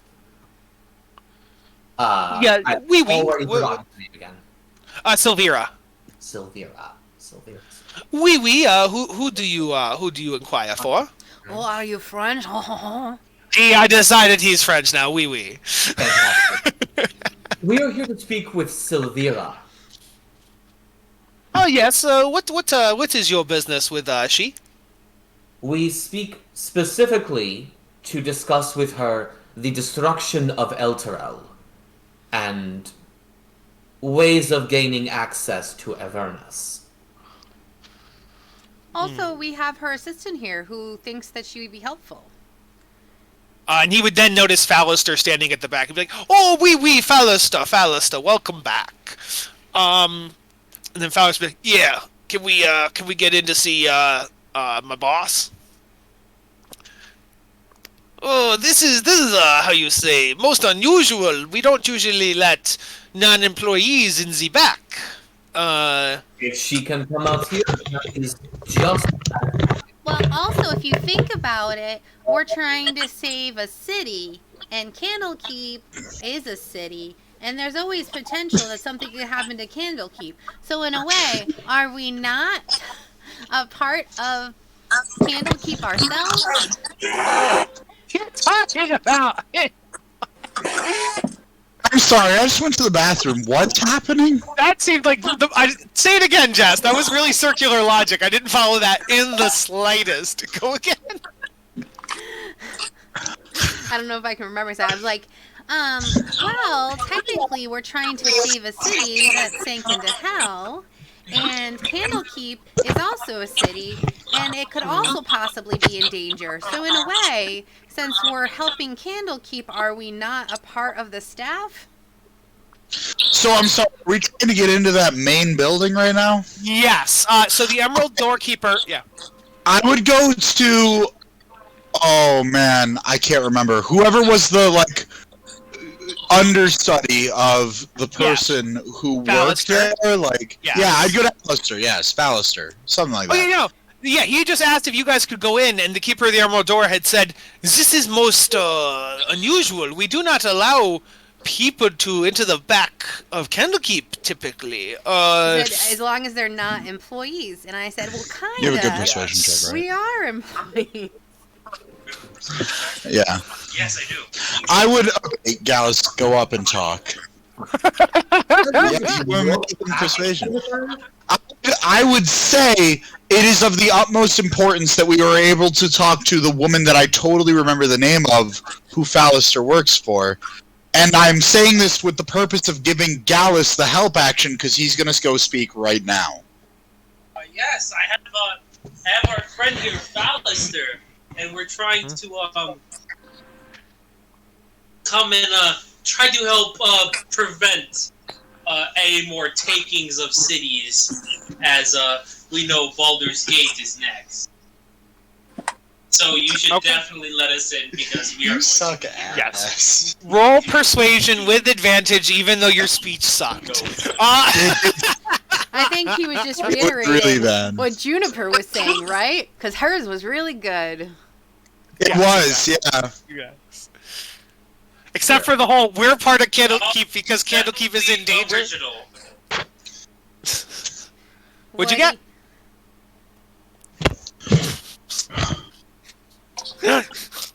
Oh, thank God you gave me advantage. I'm now one. Welcome. Oh my god. Do not one again. Yeah, here it comes. 8. How's it? 17. How's a 17 look? Well, although it's unusual, you are with Fallister there, but And we kind of work here. yeah, you don't. But yes, miss, yes, I'll let you through. Let me. Good. I will just have I'll have one of ours. Just do it real quick. And he yells over, and he goes, Fallister, you know, you go. Yes, you may go through. Go ahead. Oui. And so he steps aside, and you guys are allowed in. So, Thank you, co-worker. you guys had. Azra just grabs Juniper and marches her along before she can bother this poor man any further. Ow, Azra! Don't be so rough. I didn't ask for that.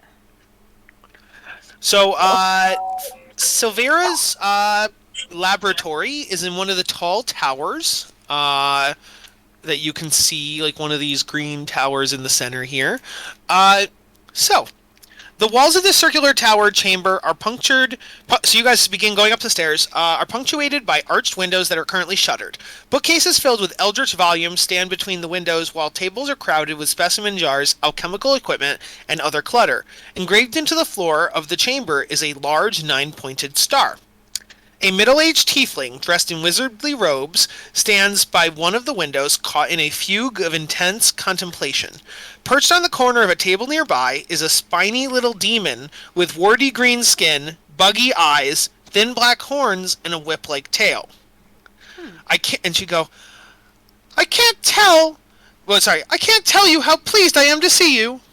What have you brought me? And she turns around. I will now flash up what she looks like. So Juniper would go over to the little devil and say to Infernal, "Oh, aren't you cute?" So this is her.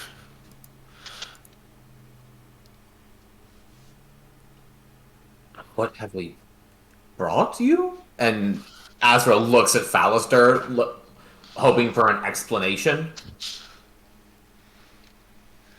1 second. I just realized I have the wrong token for her demon, so I'm fixing that. Oh no, what a nightmare.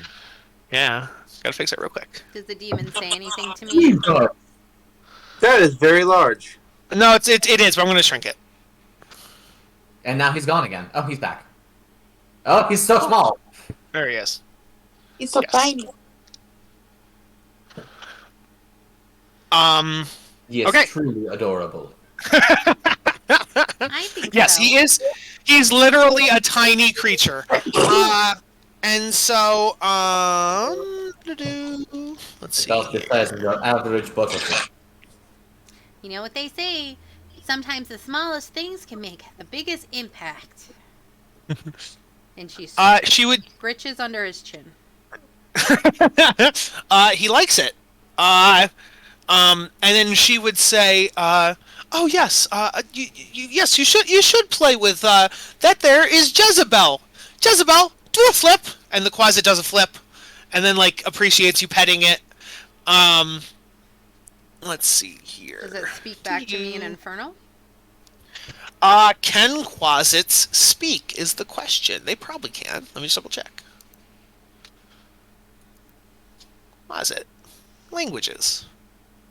They don't actually. It's not infernal. A Quasit is a demon, and therefore would speak abyssal. Don't be specious. Demons and devils are not the same thing. God. And so, Actually, very mad he spoke to an infernal. yeah, it would be like, "Bleh," like stick its tongue out at you. Does anybody speak abyssal? I actually do, and I will probably state, "Don't be rude, Spawn." And then it would stick its tongue out at Juniper, but then it would give a full-on raspberry to Ryder. So, all right. So Silvira would look at the party and be like, "Fallister, what have you brought me? You brought a whole bunch of people with you?" Miss Silvira, allow me to introduce myself and my companions. My name is Azra, paladin of the Lady Econdayo of Caladay. And I introduce each of us in turn. And I go, "Hi, I'm Jupiter, and I'm a knight of the Order of Ilmater." My companions, Eris, noble of the former city Elturel, her bodyguard Randolph, our acquaintance Gallus, and his keeper Ryder. We come seeking your assistance with a somewhat difficult matter. Gently, quiet, gently. You all right there, buddy? Yeah, I'm just glad my tequila didn't fall. That thing don't got the cap no more. Cool. Am I correct in believing that you are aware of the current fate of Elturel? Yes. In fact, excuse me. Me and Fallister had been looking into some dealings from Baldur's Gate side of things, and some devilish, some folks of the devilish persuasion, and so we were looking into those. When Fallister Fallister, where have you been? Like, I haven't heard from you in like 2 months. And then Fallister would be like, "Yeah, there were some bad guys in Elturel, and they got me, and they held me, and they wouldn't let me go. And these folks here, they rescued me." In Elturel, or you mean in Not Baldur's Elturel. Gate? Yeah, Baldur's Gate is what I meant. Thank you. I was tortured for so. It's all confusing now. His sense of time is a little bit scrambled. Yeah. And so then she'd go, "Well, did you have any leads? Either the party or Fallister, what do you know about what happened to Elturel? And do you know who did it? What did you guys find out?" We know quite a bit, actually, and that's why we came to you, because we need your help. We have reason to believe that the entire city of Elturel has been dragged down to Avernus. And as such, we are searching for a way to get to Avernus ourselves in order to retrieve it. This is something our goal in a large macro scale. Yeah, my mom's not going to be able to hold them off for long. Do you know who was behind it? Out of game, yes, we do, but in game, Joseph wasn't there for that session. Oh, so yes, yes. You do know that it was the Van Thumper family and High Overseer Thavius Krieg are the two culprits. Do we know why he decided everyone should go to hell? You would have the inclination that you saw that he was turning into a devil. Remember, he had the shadow that was moving even though he wasn't moving and things like that, and then he killed himself with shadow magic. He was turning into a devil, and so the idea would be, well, I don't know if you actually figured it out. If anybody wants to do religion or insight... Did I kill him? No, you guys were torturing him and you wanted to keep him alive, and so he killed himself with shadow magic in order to escape your inquisition and torture. I couldn't remember. Yeah. If anybody wants to make insight or religion, we could see if, because I don't remember if you guys know, so we'll see if you could infer.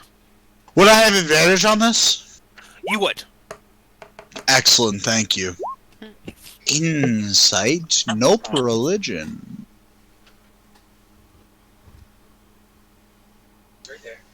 Where? Oh, there.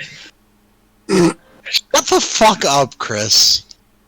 My son is disrespectful as hell. I got 15. Maybe he sounds like- learned Okay. it from you, Mr. Swears at his own son. Shut up. Azra, on your on your Dad, don't tell 16, me to shut Azra. up. On your 16, Azra, you would probably get the. You would Fuck. probably get guys.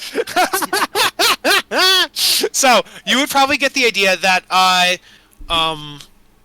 So it's well known by everybody that Thavius Krieg was a devout holy man all of his life. He is an older man, maybe like 60, and he was devout to Tyr and Torm.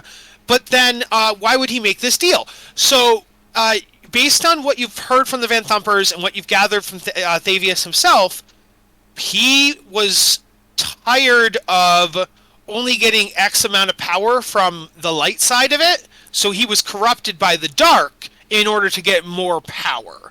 So it was a power move. He was How simply a very megalomaniac. Star Wars of you. What'd you say, JD? He was simply a megalomaniac. Exactly that. Exactly that. Okay. So in this case, I'm going to tell Silvira that the High Overseer of El Terrell fell to quite possibly one of the most common failings of the mortal races, which is the desire for power. He made deals with the devil in an attempt to acquire more of these, and in doing so condemned all the people under his charge to Avernus.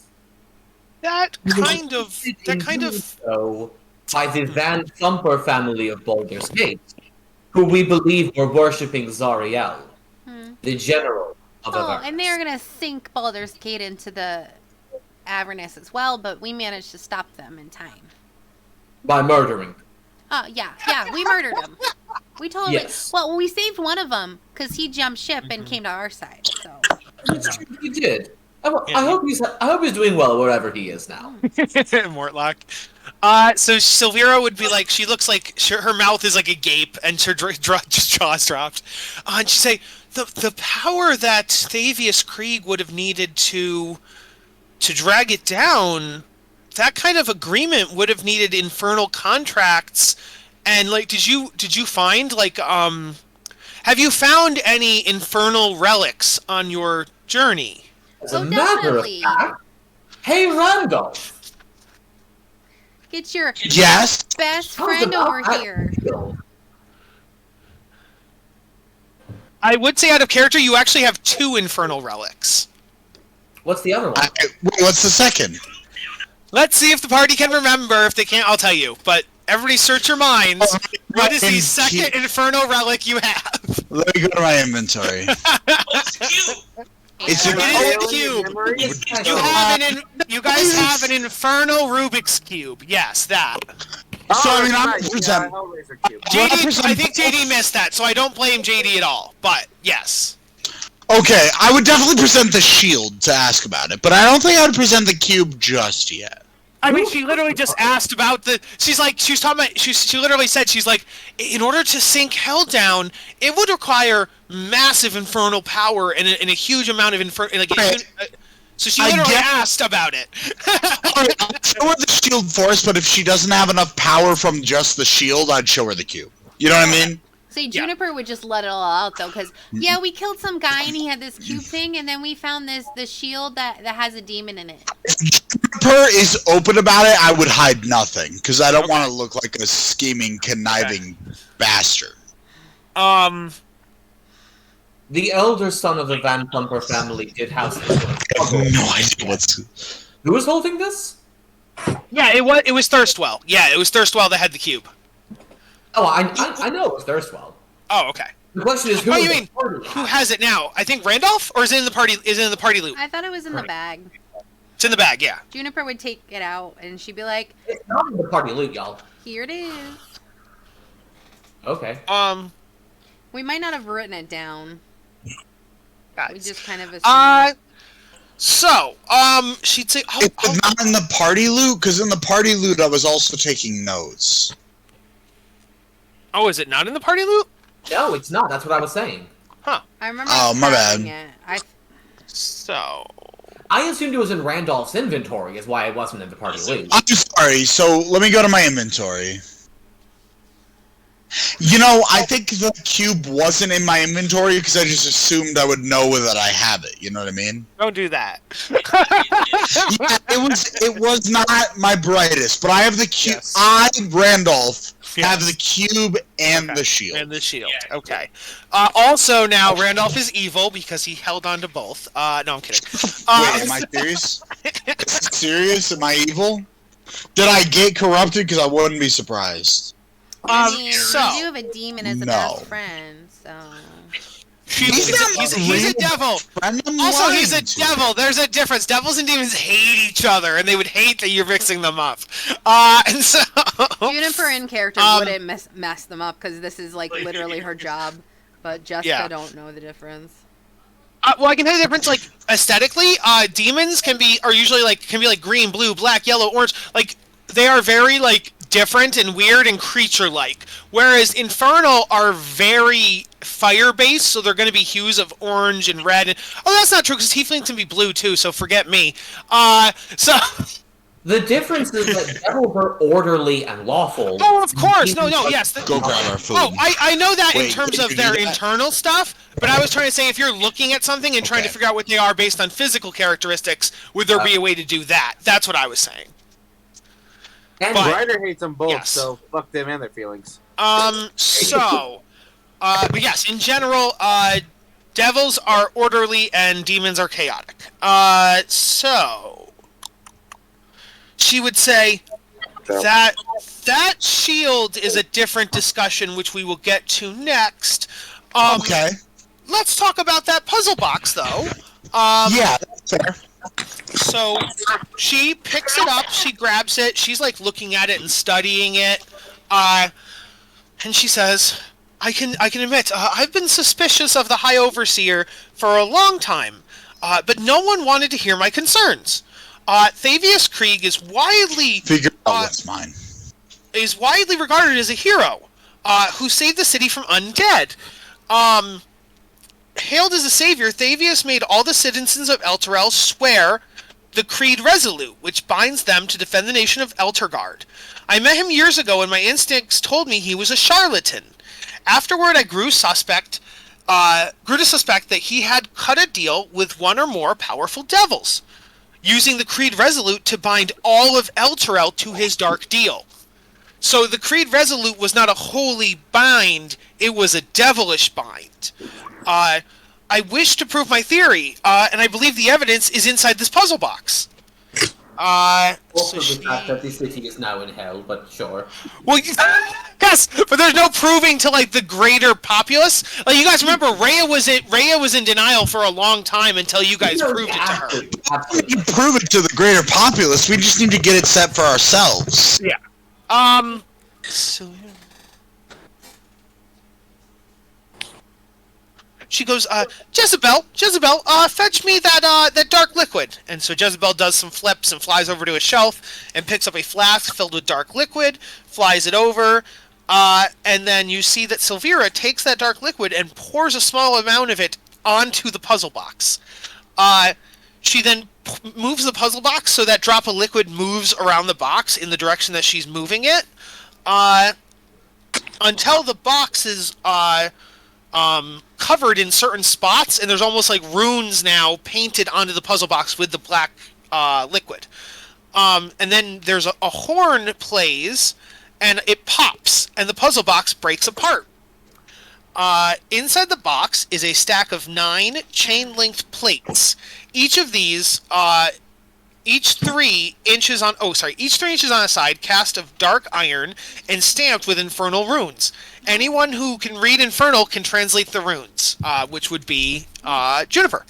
I think that's just Juniper, yeah. Yes. Yeah. So Juniper, this is what you see, and you translate to the rest of the party. It says, "Be it known to all that I, Thavius Krieg, High Overseer of Elturel, have sworn to my master Zariel, Lord of Avernus, to keep the agreements contained in this oath. I hereby submit to Zariel in all matters and for all time. I will place her above all creatures, living and dead. I will obey her all my days and beyond with fear and servility. I recognize the dispensation of the device called the Solar Insidator, hereafter called the Companion, In my capacity as High Overseer of Elturel and its vassal territories, I acknowledge that all lands falling under the light of the Companion are forfeit to Zariel. All persons bound by oath to defend Elturel are also considered forfeit. I further recognize that this dispensation will last 50 years, after which the Companion will return whence it came, taking Elturel and its oath-bound defenders with it, if that is Zariel's wish. All this is my everlasting pledge. Kyle, I don't mean to sound like a Debbie Downer, but I seem to feel like you just said that all servants are pledged to Zariel. Does that include me? Is there any negative ramification to me?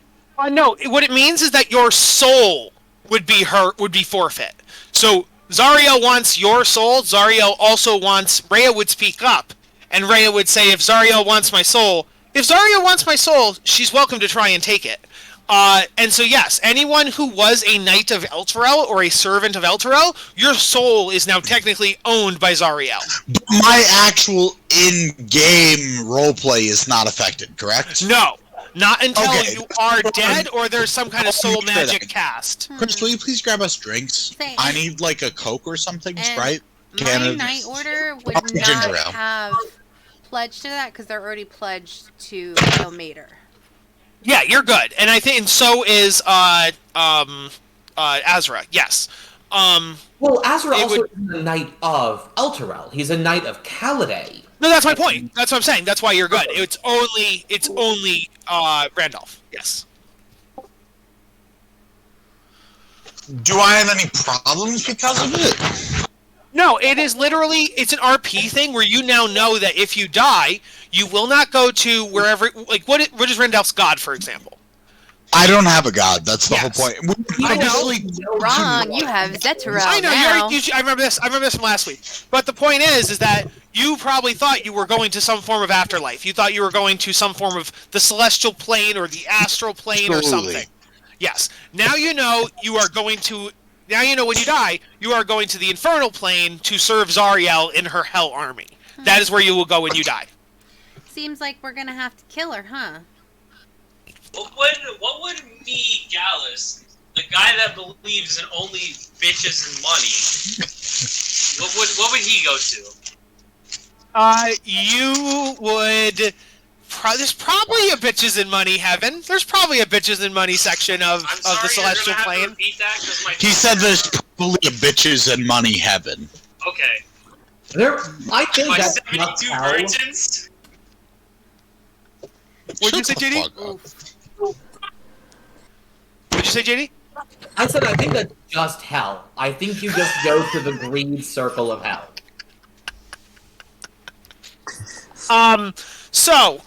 Yes, technically, Rhea and Randolph's souls are owned by Zariel. But the thing is, you guys would know, especially, well, I think everybody would know, that yes, the companion is basically a large golden, it's either golden or blue, depending on weather and stuff like that, but it's a humongous orb that floats above Elturel. And the idea was that it protected it from undead, it protected it from monsters. Things could not go into Elturel specifically because of the companion. Its light warded off bad guys. So people were like, yay, companion! But now you know that the companion was an infernal device put there that once it had been there for 50 years, it would suck the place down to hell. So yay to that. That's cool and sweet. That's awesome. We love that. We love that. Now, Silvira, you notice that she was excited about the puzzle box and she grabbed it out of your hands and, like, she studied it. But with the shield, she's like, I'm not going to touch that. But she does say this. She goes, I would ask her why she has no interest in the shield. oh no, I have an interest in the shield. I'm going to look at it and talk about it and look and, like, study it. I just have no wish to touch it for fear of, like, something. But she's like, something. I would ask her. Like, I would be like, what do you mean? What's the problem? So she'll get into it. She'll say, this shield is a symbol of good's triumph over evil. Gazing at such beauty, one can easily overlook the terrible force bound within it. Gargoth is, I believe, its name, which you guys already know, though it calls itself the Hidden Lord. It was a pit fiend which might be new information. I don't know. I don't think it is. I think you figured it out. I you think did new Max information. knew, or Ryan. I think Max knew. knew, 'cause I think he told Randolph. But He didn't Yeah. tell us. He goes, it was a pit fiend sent by Asmodeus to corrupt mortals on the material plane. And there it amassed such a following as to rival that of the gods. In that way, Gargoth became a sort of demigod, and having worshippers increased its power exponentially. My, how the mighty have fallen, now that he's trapped in this shield. okay, knowing this, I would probably give the shield to Azra, because my concern is Eris, not this fucking gas shield. But he's your best friend. Azra takes the shield and says, I believe these to be wise. And then Yeah, in I turn would, to the I would shield, definitively give it to him. and then to the shield, mentally, what's up, shit-ass clown? Oh, we're gonna get there. I'm just gonna finish her speech, and then Gargoth is gonna respond. Yes. Absolutely. So she goes, this shield has the power to corrupt everything around it. The hewn family of Baldur's Gate has kept it for years now.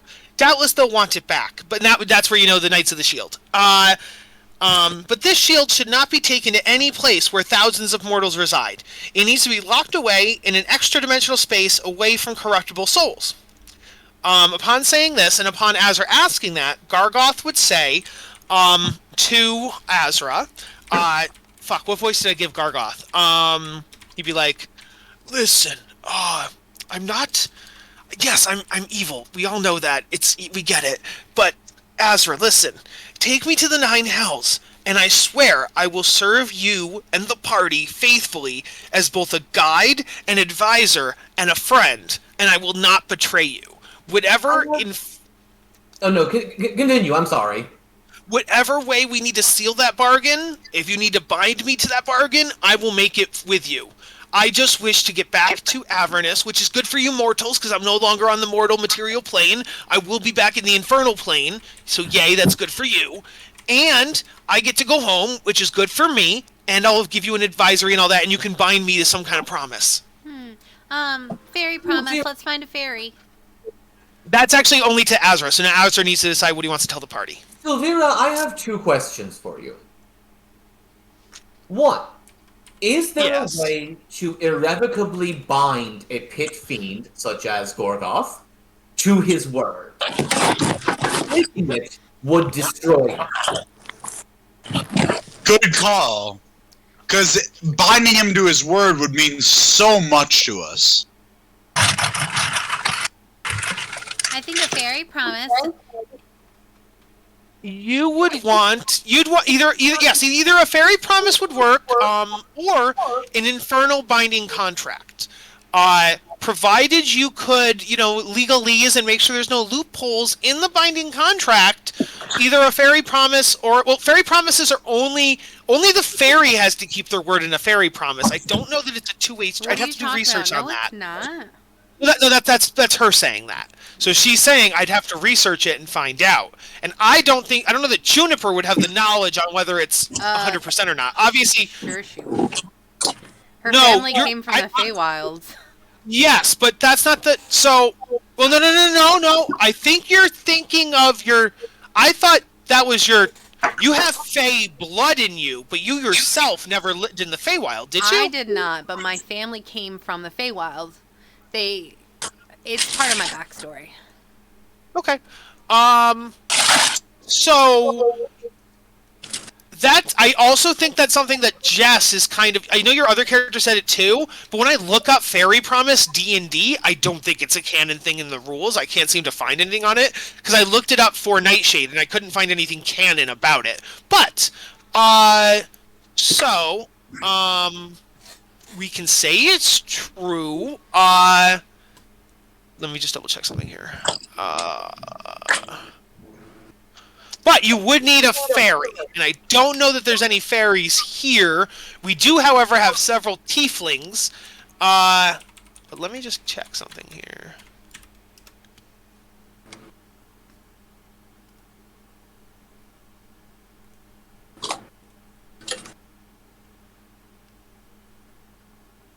Alright, so, also when I look up Binding Infernals, the way they listen on the internet is an infernal contract. That's like the only definitive way, according to Google. Oh, sure. You could also you can also use talisman. So if you had a talisman that was for him, or if you had some kind of planar binding, you bind him to a plane, but that doesn't bind him to his word.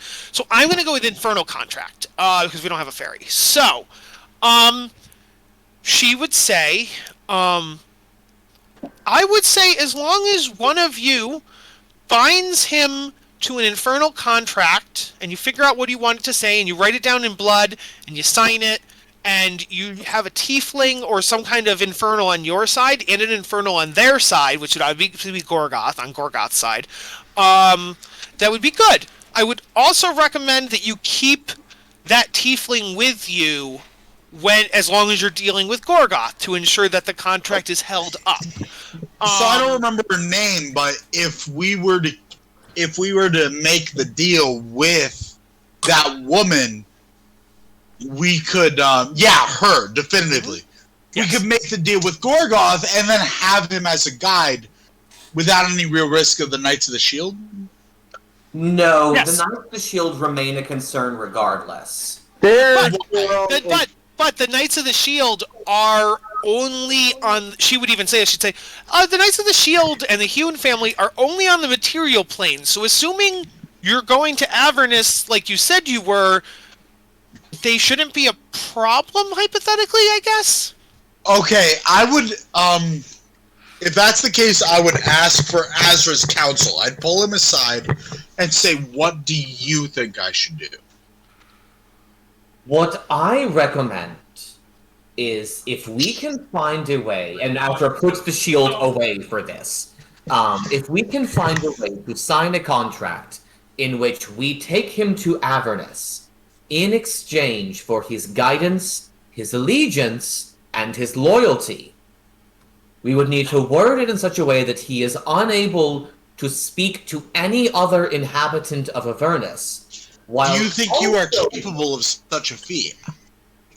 Do I? I do not know if I can find a way to word it such that a pit fiend, a creature of not inconsiderable cunning, would be able to find a loophole. Say it's very We will need- hard because sometimes they'll do it strictly by their word. So if you don't put in every instance of what they can't do, they'll say, well, it doesn't say I can't or I have to do this. Just like a normal fae, they find ways around. Yeah.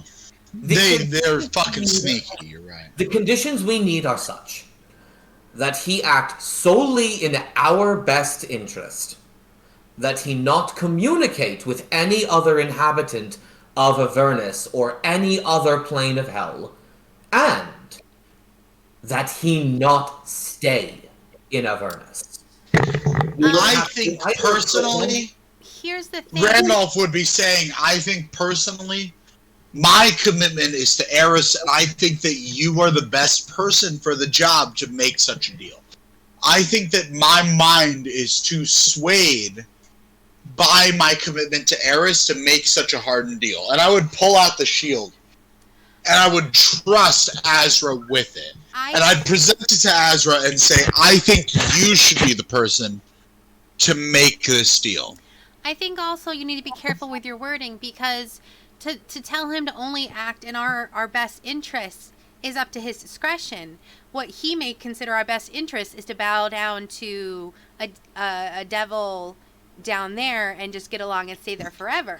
You know? That's a good point. Also, you know, not being able to speak to other devils and demons down there, if we get into trouble and he can talk his way out of it, we'll need that. Or he may need to speak certain words or passwords in order to get us from one place to another. So that's also something we have to consider. It would have to be only to speak to those when given approval by us. I mean, that's what I'm saying is we have to be very careful about the way that you word things. We're just super careful about wording. Yes, absolutely. So making it vague, like in our best interest, is not going to work. Or we need to be extremely specific. Yeah. No, I completely agree. These are well-made points. And I say my family has long been on the side of Ilmater, and we've had many dealings with devils, demons, and fae. So we know a little bit about how to word things. That's why. Do you really think you would be able to word it properly in such a way? I would say it's not a verbal agreement, it is a written agreement, so you guys could work together on the wording. It's not like it's a one-person decision, so I would say okay. I understand. What she would say is she's like, I think that together we could write it, and I think that I know a lot of ways to sneak out of things just because of my experience. I know I'm young, but I did go through training. You guys are aware that you're not secretly discussing anything. Like, he can hear you this whole time, right? Just so you guys are aware. Yeah. I mean, it doesn't really bother me. And I say How he does would it know. around itself? What? Can the shield hear and see around itself? That's a good point, actually. Let me check. if But the shield has also- perception. Would we even know the answer? If You would we- not know the answer. If we were making a contract, But you would with know him, that he can speak telepathy, so maybe he could hear inside your heads? But also, Right, that but makes also, sense. he knows that we're going to try to make a contract with him. He's going to want to do something, and we're going to want something in return. He's not going to sign something that's not beneficial to him. And- The shield has hearing and true sight. I won't tell you what the range is, but yes, the shield does have hearing and true sight. So it's fine that he knows what we want because he's going to have to sign a contract saying all that. But in order to get him to sign it, Oh, I know. we're I gonna, just meant the moment Kyle, where you Kyle, said we will find. You Oh, keep sorry. interrupting me. Sorry. And I say, we're going to have to have him sign it anyways, and he's going to have to be some deal that's sweet to him. You know what I mean? Because otherwise, why? Why does he have to do it? So we really have to think about it. And like I said, we have to be very careful about wording, and it doesn't matter if he knows or not, because he's going to know about the deal. Yes, I didn't mean that he wouldn't know about the deal. What I meant was when you literally said we can have I loop. wasn't talking about you. I was talking in general to the group and to what we I have know. to do in the thing. Yes. I just wanted to add that the only reason I brought up that the shield can hear you was because I was going to say when you said we can find loopholes and we can, I'm like, maybe don't tell the guy. No, not find loopholes as in we would go around our bargain, but loopholes that he couldn't use against us. I see, That's I see. what I Okay, meant. gotcha. Okay. I would also like to toss in my 2 cents as a cleric. I'm leaning towards the fact that perhaps it is not worth it to bring him at all. Not to mention the weight of If we making can a leave deal. him safely within Candlekeep... Oh, Oh, yeah, you and Wyatt were talking at the same time. I had Wyatt muted because he kept moving his camera around and his microphone, and I did not hear anything past the feedback. I apologize. I was just saying, in character, the very weight of a contract with one of these creatures is not just repugnant to me, but the idea of what it is we are doing carries such a responsibility, such a burden. I don't know if it would be wise to descend into such a stressful environment, that also looming over our very One sec, I will. Say sometimes you need to take on the burden when the innocent cannot. These were not these people's fault. This was not an entire city's fault. They didn't choose to be dragged down to hell. We know what happened and we can fix it. We need to take that weight upon ourselves. If you don't feel like you're... You misunderstood. That's not what he was... He wasn't saying that. Let's He was talking let about the Wyatt shield. say whether or not she's interpreting him correctly. Oh, okay. But Azra will cut in and say, Juniper, the question here is whether or not we can accept the danger of this creature with the responsibility of these innocent lives hanging over our heads. We're going to be going down and facing a major player in hell, a major demon in Avernus. Yeah. If we don't have some kind of a spade up our sleeve, per se, who's to say that we're going to... You're killing me, Wyatt. You're killing me. Wait, what? So I'm just hearing No. the feedback from him. Oh, Yeah. Oh. So Wyatt should mute himself when he's not talking. Maybe. Oh, don't go away though. Oh. Oh no! He must have hit a button by accident. Rage quit. That we're gonna need to have someone on our side that is that powerful. I think that if we can do it in a way that he can be helpful and we can make sure that he's not gonna cause any harm to the people outside of Avernus, I don't see why we can't have an ally down in Avernus potentially forever if we play this right. Because right now, the person who's down there running things is dragging whole cities into hell. I don't see why we can't use him to our benefit and make a contract that would keep us safe. I don't give a shit about the people in hell. Like the other devils and demons. I mean, that's kind of how I feel about it. I think that we need to concentrate on the living and the people in our own plane of existence. And if we can have someone down there that's going to be in power, that's going to work with us forever and have a good deal with us forever while he's there, we can set a certain standard of treatment. That's not a bad plan. I will say too, if anybody wants to make an insight check on whether Gargoth is trying to deceive you or if he's legitimate, you can make insight checks. Anybody in the party can do that. I mean, Will I have advantage? And yes, So bad. I thought that we had done that quite a few times. well, yeah, but there's like a new conversation, so I'm just letting you know you can if you want to. And it is a devil. I'm sorry. Oh, you still have advantage, yes? Randolph yes would to have me? advantage. I Everybody got else flat, dirty Randolph 20. advantage. Well, I got a 7 because I suck, but I got an 18. Yes, on the 18 and the 20, yes. Gargoth is super sincere. He wants to go to Avernus, that he will basically agree to anything in order to get to Avernus. So he is super, he will super be... with him, he'll stand by it then. No, and he'll stand by it. He means it, yes. He will make an agreement and stand by it as long as he can get to Avernus. Yes. Right. Okay. He will be your best. He will give you eternal blowjobs if it means getting him to Avernus. Like, that is... Nice. But Gals did down, what I gals say? down. Did what I say made sense? With at least having an ally in Avernus that we can trust and maybe like usurp the current person who's causing all this trouble. Obviously, he's powerful. He wants to go back because he's powerful, and he wants to take a powerful position. I mean, it's like being friends with the new king of Avernus. You know what I mean? And making sure That's that a good point. he has a certain standard for what's going to go up top. You know what I mean?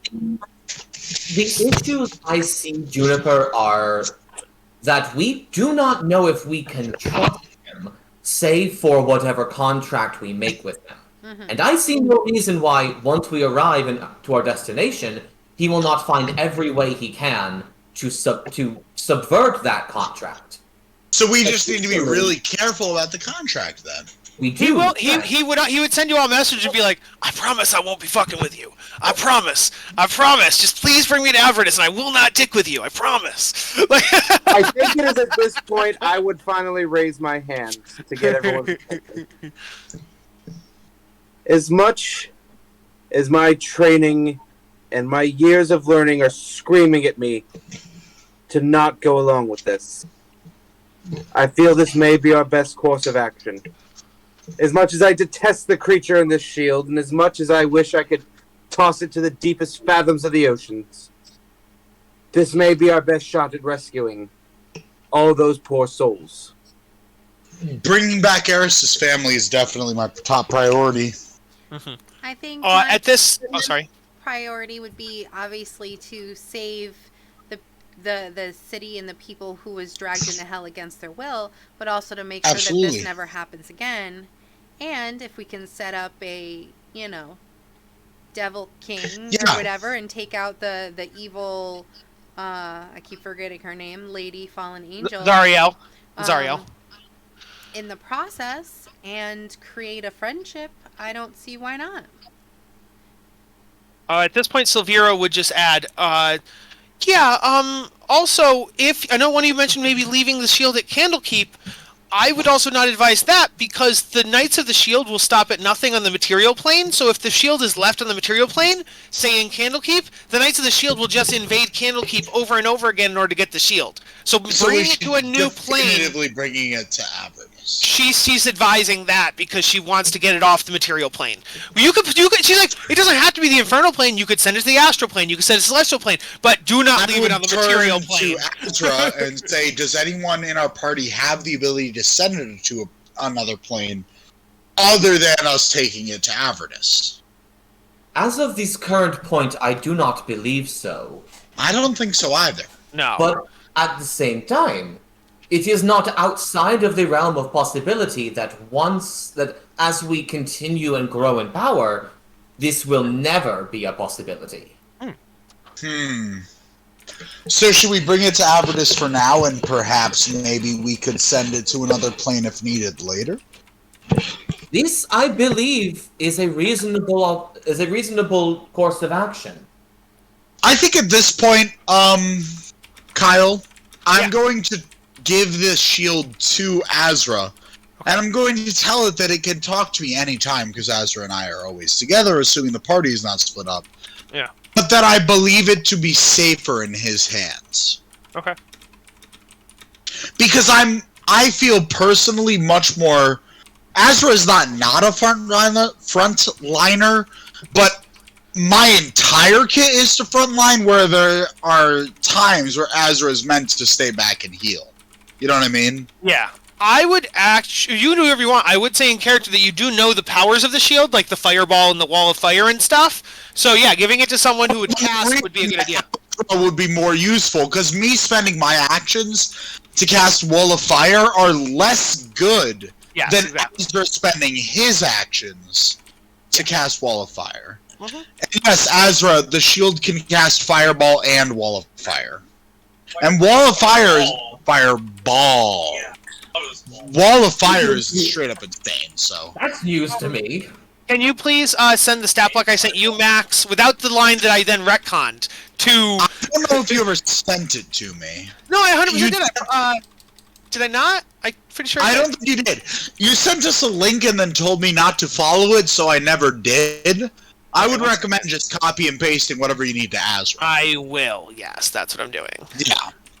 All right, so Azra, in like the latter half of this conversation, Azra has taken out a pencil and paper and started drafting out a contract for Golgoth.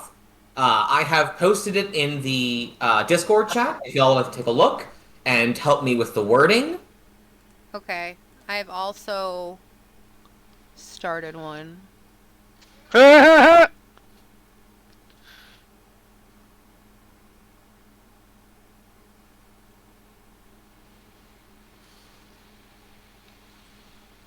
I do like that you added by inaction as well. Oh, 100%. That is taken directly from Asimov's Laws of Robotics. I would also like to add in maybe something along the lines of lies both active and by omission. And I say I've kind of been doing bullet points where things that we wanted. Because a lie of omission can be just as deadly as outright lying. There you are. I feel like that's what it means by inaction, though. Yeah, I suppose that would cover lies of omission. Like, Okay. a lie by omission is inaction. Mm-hmm. That is a good point. Or he's not causing Alright. us harm by not moving, so he's not causing us harm, but he's also not preventing it, Yeah. you know? JD, I sent you the stat block in Discord for the Shield of the Hidden Lord. Gotcha. So I added a new line. You will not engage at any point in falsehoods to us, either directly or by omission. Yeah, that's the only thing I could really come up with. Anyone more lawyer than me? I'd very much like you to. That's the only one I gut went for. I speak no legalese. So Did you see what I had put in the chat everything- on Roll20? Just an I outline did. of direct things. Lost. Your thing is power to help.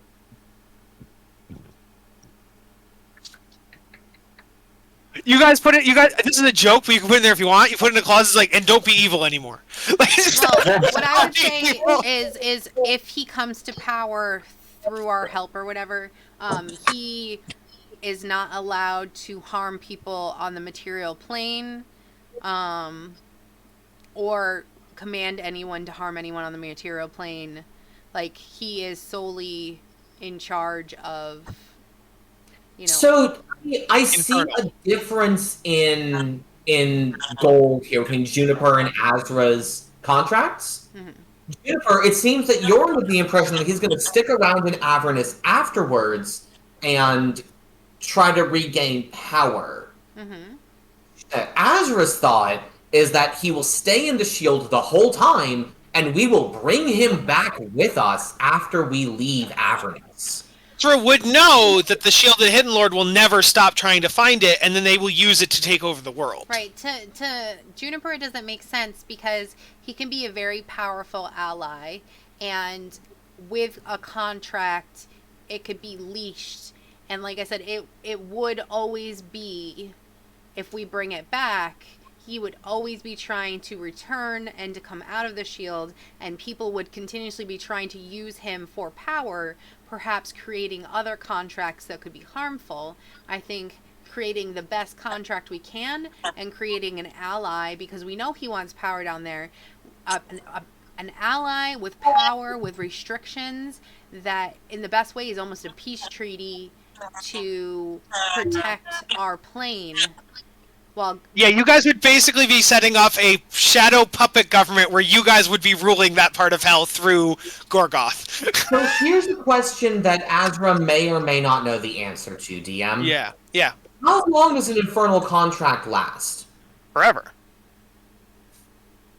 So it lasts as long as as either being who made it is alive. Both, I think either one or both need to be alive. And I think it's both. I think if you kill one, it still holds up. You have to kill both in order for it to fall apart. Here's the problem then. Yeah. If we're binding it to either Azra or you're binding it to Vendetta, yes. To Vendetta's lifespan is probably only that of an ordinary human. No, tieflings live longer? Let me check. But either way, I think you do have to kill both. So as long as he's alive, he would be bound by it. I'm pretty I thought sure. You just said that both people had to be alive for it to be active. I'm sorry. Both people have to die for it to become inactive, is what I meant. But I'm just going to double check on that. As either person who made the vow remains alive, the vow remains active. Oh, yes? I am pretty sure of that. I am double checking. Please. I was gonna say, you could also just say that and it would be true. Well, no, because there could be plot things where it's like, oh, you guys kill... Well, yes, we know it to be true because, guys, you killed Thavius. Thavius is dead and he was one half of that contract. The other half of that contract is Zariel. Elturel's still gone. So, yes, you have to kill both people for the contract to fall apart. We know that to be true. Okay, so, yes. So the contract will not last only as long as Vendetta's lifespan. It will continue past that in perpetuity. Yes. See, that's... Azra has a moral problem with allowing a pit fiend that has already previously gained the power of nearly a god. God. Back in Avernus. But here's the thing: is right now. Well, he gained that power on the material plane. He is really just a regular devil in hell.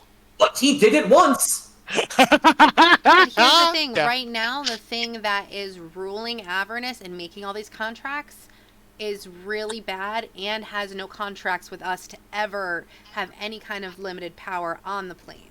This is something that we could control. Maybe we just vote. But you guys are talking. I haven't heard at all from Gallus or Randolph or Ryder or Eris on any of this. Mm-hmm. You guys, exactly. You see it across the entire group? Yeah, agreed. Gallus, which one do you support? Well, you can put thumbs up. Which of the two? Cool. Gallus just says thumbs up. Gallus. That's not helpful. Ryder? Oh wait, hold on. I think Gallus. I'm sorry. What were the two options?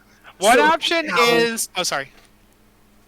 Right now, Azra wants to keep the demon in the shield, and then after we finish our business in Avernus, bring the shield back and keep it safe from the knights. And I say, whereas Juniper wants to, once he's in Avernus, let him out so he could be our ally. He could help us basically do everything we need. We can make the contract so that he can't hurt anyone on the material plane. Also, we can instill him after the death of the fallen angel as a power, which we then had control over, that basically would be like a treaty, like you can't do any of this things to whatever. And we'd have a friend in Avernus that we helped put into power that we could, call on, or what? Out of character, I know Jess has seen NADPOD, obviously. JD, I forget, you had not seen NADPOD, so I can't make that reference. Jess, Gorgoth is the belly chain. What's his name? I don't remember, but I don't consider it the same, because he's not... Kind of is. He was bound to a belly chain, and this guy's bound to a shield. I mean... Well, I meant okay, personality-wise and ability-wise. Yeah. Okay, sorry. Keep talking. I'll be right back. I'm on Juniper's team. Okay. This is a moral dilemma for me as well. The idea of giving something like this even limited freedom is troubling. But you have to think about it this way. If we bring it back to the material plane, somebody else gets their hands on it, then they're using that power for potentially evil and for doing all this stuff. And if they let him out, he's not going to have any of the controls on his power he would as if we did it.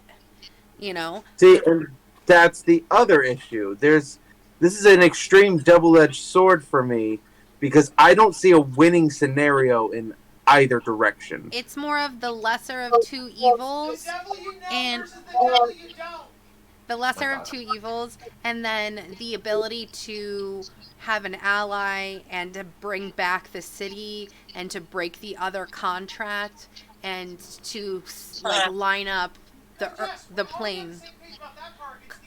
I understand. I think I know in character what I would do for this. I think I do know how I would react to this, so as much as I don't like the idea, I don't see it being very feasible to chuck this thing into the Feywild or Limbo or any of that. So I do not think we leave it in a different plane. I think I take this back to Caliday, a secret drow enclave that, as of right now, about 7 people outside of it know exist. And out of character-wise, I think I know exactly how Ryder would be looking at the situation, and this would be a great way for his family to have some kind of responsibility after his death. So I think I know how this would. And I say Kyle did say that there is scrying and find objects and stuff like that when you already have a connection to it, which they definitely would with the family who's trying to get it. Oh, certainly. So, yeah. But there are also ways to hurt such things. As much as I hate this idea of it coming back with us, I would have to vote coming back with us, because in character, I think Ryder would dedicate the rest of his noble lineage to keeping this thing from ever falling into the Knights' hands again. Righteous Knights of the Hidden Lord. So that makes 1 vote for Juniper, 1 vote for Azra. Because I don't like the idea of it having any kind of freedoms, even restrictions. Well, here's the thing. The other individual is functionally heiress, because Randolph will vote however. Yeah. I hate this. Eris, I what hate are this. your thoughts here? I hate this because I have 2 votes instead of 1. I want to die. Okay. You are the tiebreaker. Remember what I was talking about? Nobles have more power than they realize. Yeah, I don't like that. It's a very tricky situation to just always be under attack, to be suspicious of everyone always, whereas otherwise we could have a binding contract to make sure that nothing bad would happen to the material plane. I don't think I don't think that this contract is as foolproof as you think it is. I think that no matter how careful we are, no matter how delicately we make this, there will be some way around it that he will find. Long after our deaths, there will be a loophole found, and that is my main concern. We don't have to be alive for this to backfire. You understand that when we go down there and we kill that fallen angel, because we need to kill them and the devil that the old guy became to break this, that someone is going to have to step up in their place, and we would have no power at all over what they would do. But if we instill this devil what we know and could have limitations on, we could potentially save our realm, per se, from a lot of headaches in the future. And assuming that he, as a being bound to a promise, does not simply destroy himself or allow himself to be destroyed. Do you think However, that someone... I am seeing slightly... Kyle, We should put that. We should Kyle, pass you that yelling, in they the cannot thingy. hear you. Kyle would say that Gargoth would say that he would definitely never destroy himself. And However, the nature of devils... all he wants to do is live out his days in Avernus. However, the nature of devils, if he were to step up, that's a big target on his back. And there's going to be a lot of very hungry warlords vying for that very same power. Eris, what are your thoughts here? Like, there's no easy way to decide this. I think that if we're worried about like Gargoth doing anything to try and get himself off of the contract, maybe we can put that in the contract that he cannot remove himself in any way from the contract. You know what I mean? Because it's like strictly, you cannot break this contract even after death.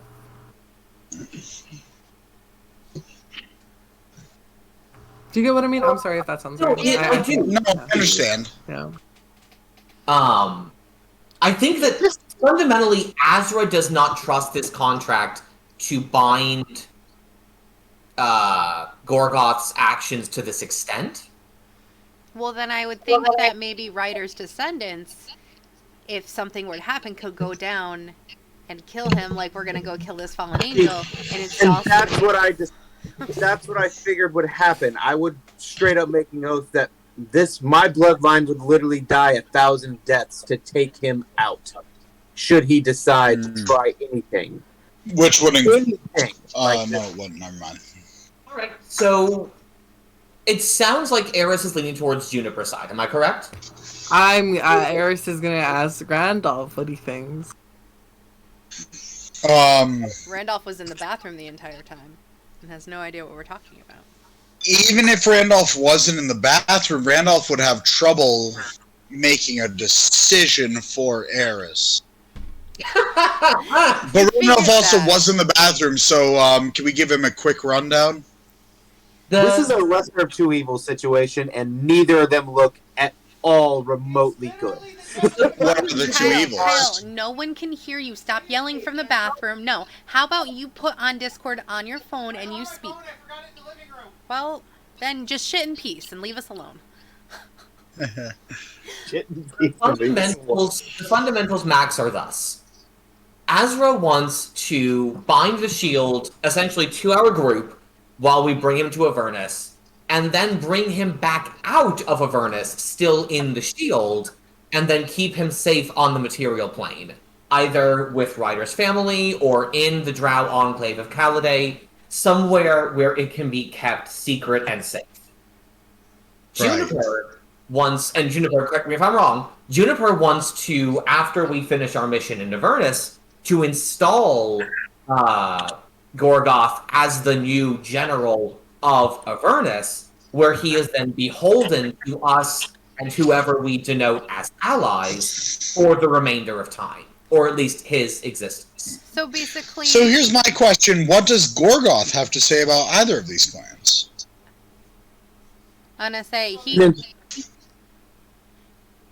Go ahead, Kyle. First thing I said was that Gorgoth was like, my biggest mission is just to live Thanks, out my bud. days in Avernus. His biggest mission is just to live his days out in Avernus. And that if you wanted me to be the head of hell, of that circle of hell, I would do it. And if you wanted him to be the circle of hell and be the leader of that circle of hell, he would do it.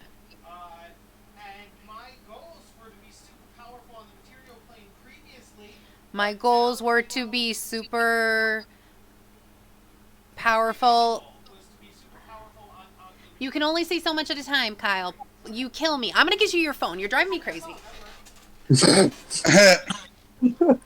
Well, let's go ahead and let's take a quick break since Kyle's still not back, because I also have to use the bathroom really quickly. Yeah, same. Okay. Take a quick break, take a recess. We shall return shortly. And I shall take another swig of my tequila.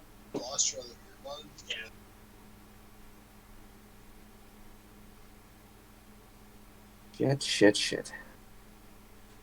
There's no clean way out of this that I'm seeing. side conversation, so that was the same time to go to the bathroom. And then you guys had questions about Gargoth and stuff. And I'm like, shit. There's no clean way out of this. So basically, my thing was that I wanted him, when we get to Avernus, to become himself, to do everything in his power to help us defeat the fallen angel, to basically help us bring this city up, and this could all be oath-bound to make sure that nothing like that could happen again, and that then if we were to install him in her place, he would have certain limitations on where he can only do so much of the material plane, and all that stuff. And I see that. That is actually a very good plan, and I like that. Gargoth would say, I have no problem with that. I would rule hell, that circle of hell, with no problem. And I will be at your behest, and I will follow the contract. And that all sounds pretty cool to me. See, the Randall, only thing I'm worried about with him being that if it came back to the material plane, again, the Knights would go after it forever. So if we went with Ezra or went with Ryder's family, it would just be hunted forever. So that's the downside to those plans. But yes. See, and my main thing is, that is a major downfall of bringing it back. But the major downfall of leaving it there is if we install him, we're just painting a big old target on his back, and the way things go around down there, he's probably going to get ganked eventually. So it's more of a temporary measure than a permanent. I will say that's actually not. Gargoth would be like, actually, Ryder, you go to the party, but I will tell you, Hell is pretty good about following rules. Avernus and the Infernal, it's not like the Abyss where it's just a mismatched, fight of power that's a cycle. And we're pretty lawful. So we kind of just obey orders. So whoever's in charge, they're in charge. Like, it's like we are evil, but we're like pretty righteous and like lawful about our evil. And so it would be like a pretty dick move for a lower devil to try to. It's like somebody assassinating your leader. It's just about as likely for the King of Water to be killed as it is for me to be killed in hell. It's pretty lawful down there. And is there a way that we could maybe enchant something, so anyone who's installed could possibly have to make a deal with us? I don't know. That's just coming out of nowhere, but Okay. So It feels Randolph, did you hear that? Because we were basically saying it again for you. Max. He went to What's that? You're all set with what? Yes, I heard what you said. Okay.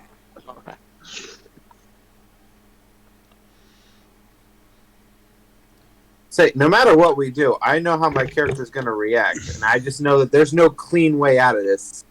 That's So absolutely correct. Yes. It's just about how much control we have over the situation and for the situation in the future. Exactly. And I'm not gonna lie, I wouldn't make a stink either way. Whichever one ends up winning, my character would go with it, regardless.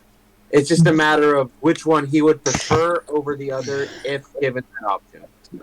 I also know that we have said the cons of bringing it back to the material plane, which is that people, the Knights of the Shield, would hunt and others would hunt down Azra's family or Ryder's family or whatever. But the other thing I was going to add was I know there was a point where we talked about dimensionals and just putting it in the astral plane or the celestial plane or something like that. The problem there is the Shield could have sending it to Avernus makes sense because they're already corrupt there. You send it to the celestial plane or the astral plane or the material plane, it'll just corrupt beings on that plane to serve it or so things like that. So, Right. Well, what if we were to... No, well, no, that'd be just as bad. I feel like we've made our points, and really we only have one more vote to wait on. Unless I agree. Frank will vote differently from Eris, which is incredibly unlikely No. at this point. No, he definitely wouldn't. So I know that Eris had said that she wanted Randolph's opinion. And then Randolph said he wasn't comfortable giving an opinion that differed from Eris's, so...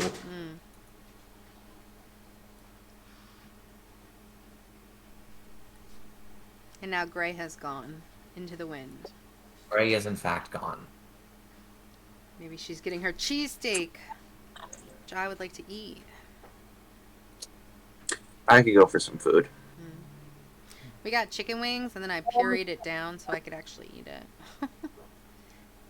Pretty good. I have that. Not exactly a meal. Depends. If you're on an all-liquid diet, it's a meal.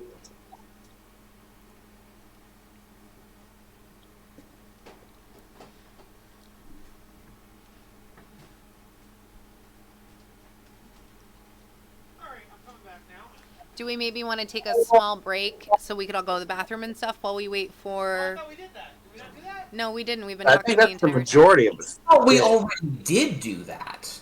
And then I heard you talking while I was in the bathroom. I didn't realize that's what we were doing. I thought we were just discussing while Kyle was in the bathroom. Well, no, everyone decided they all needed, so we went, and I just didn't leave because I went earlier. So. But I think some of you went to the bathroom as well, and some people kept talking while the other people were in the bathroom. And some... I didn't know that you were going to the bathroom. Well, no, I did it without asking, because I said BRB because you guys were having a conversation you didn't need me for, I thought. Then, because you realized you needed me, people went to the bathroom. And then other people didn't, though. Okay, why don't you go back to where you're going, and maybe I'll go to the bathroom while everyone else discuss. And let me know. Yeah, we're what just you guys waiting on think. 1/2 votes. What? Oh, I still have to vote. Can Max hear us? Can Max hear us? I don't know. Max is muted. I would hope not, because his camera's on. Also, Kyle is just completely gone. Oh, no, Kyle's back. Hey, Never mind, Max. he don't hear lives. us. I'm not gonna tell you what I was gonna tell you. You could DM it. That's too much. Kyle work. the No, I'll just DM do is it whenever completely it's able to fine. separate himself from Gorgoth and Silvira and everything, so...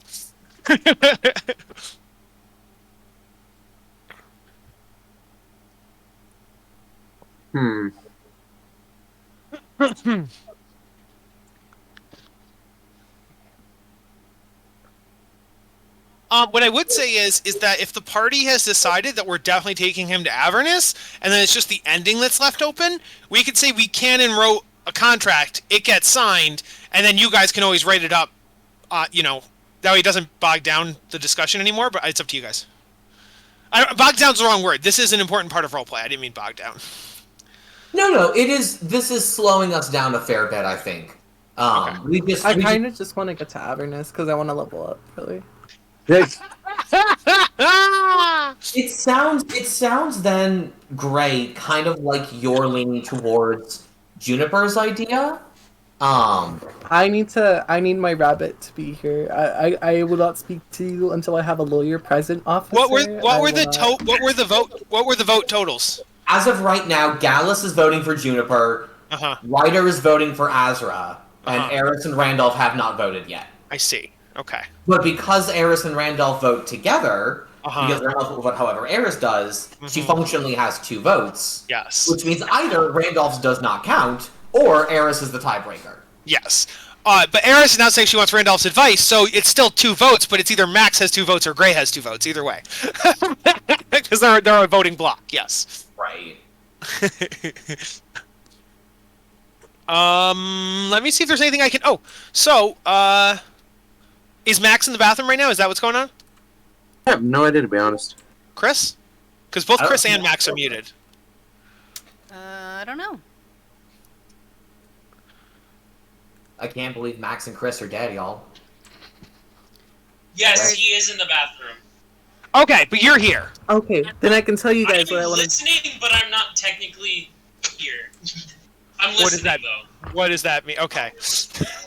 I'm Is listening Max- for Mac. Is Max also listening from the bathroom?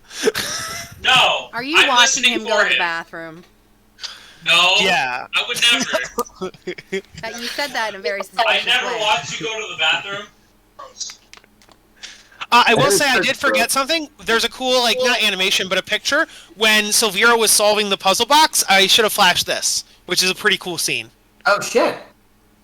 What? And Do her you little see- Hello. There's her closet, there's the puzzle box, and there she is.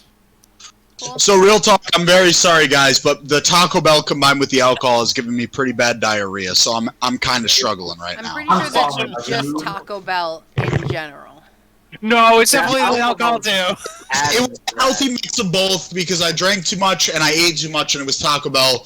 So I'm doing my best to be present and Chris is helping me out, but I am my stomach is not being as good as it usually is. So I'm a little in and out, which is why he had to cover for me just now. I'm okay with you playing from the toilet. It's completely fine. It's just kind of what's happening. We're taking a break because Max should not have to play from the toilet.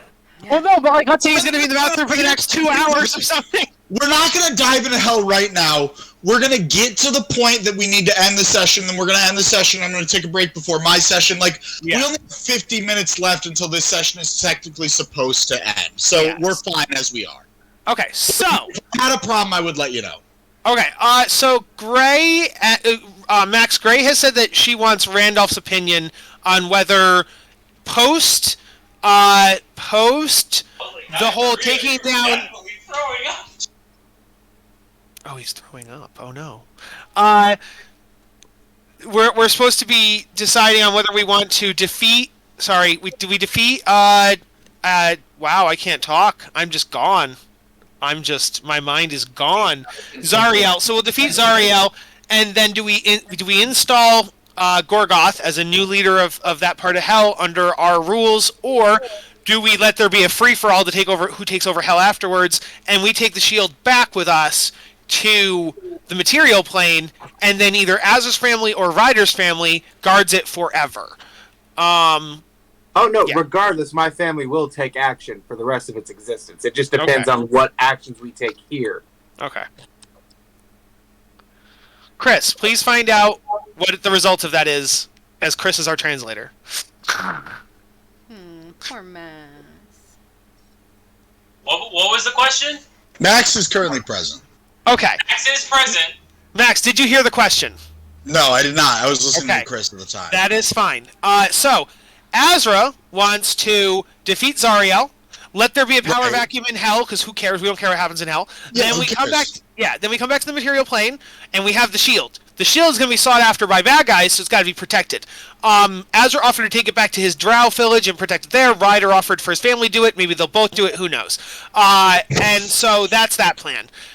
Jess, Juniper was saying that we put in the contract that once Zariel's defeated, we put Gorgoth into power under our rules, so that way we can dictate what he can and cannot do in Avernus and what he can and cannot do in regards to the material plane. So then basically we have a quote-unquote good ruler of Avernus who can't do any sketchy bad shit to the material plane or to us. But also, Azra never wants to let him out of the shield, whereas I would let him out of the shield so that he could help us a lot more, like exponentially. I don't know. I think letting him have a shield part is an extra thing. And But I Eris think is that, yeah. looking for my consult, correct? Yes, she will not vote without a Randolph opinion. Damn, that sucks. I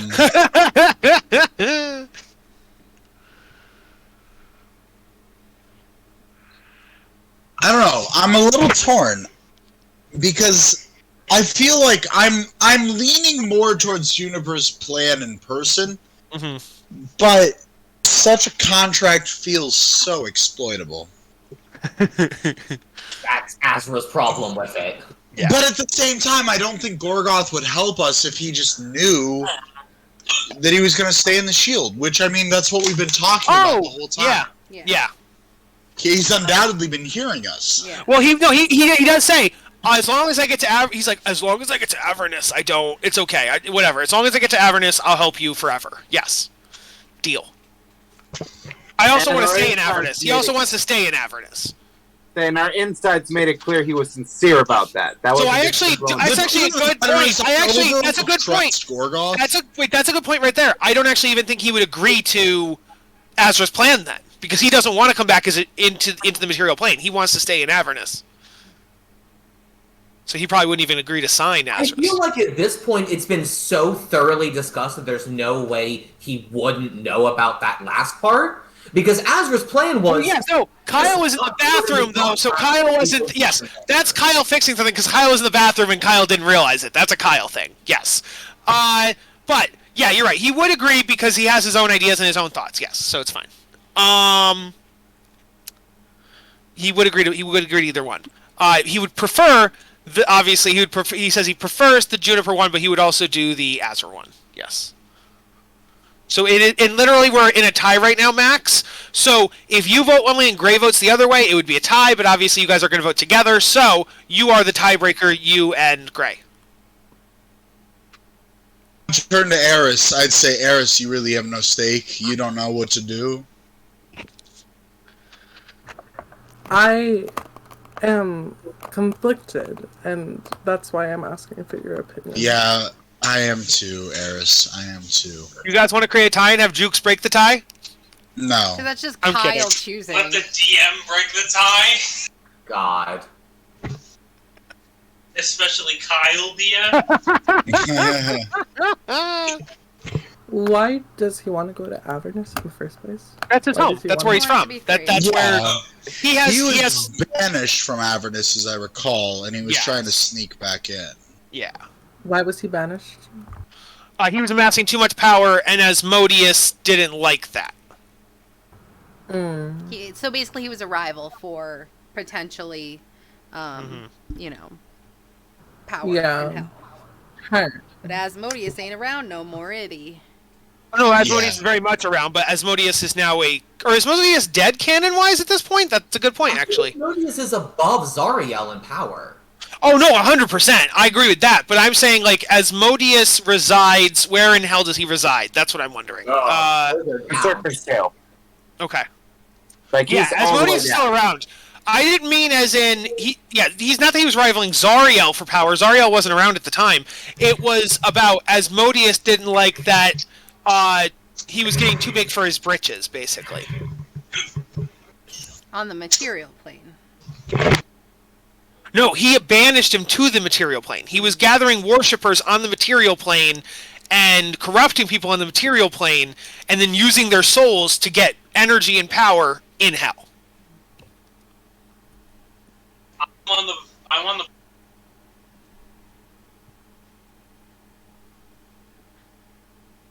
Chris almost has to unmute himself again. Well, I think Max muted him because it was on Max's thing. Yeah, I'm sorry. Chris and I were talking out of game about what we were thinking. Okay. I guess. I don't know. I'm still on Juniper's side about when we get to Avernus, let him out. Let him out.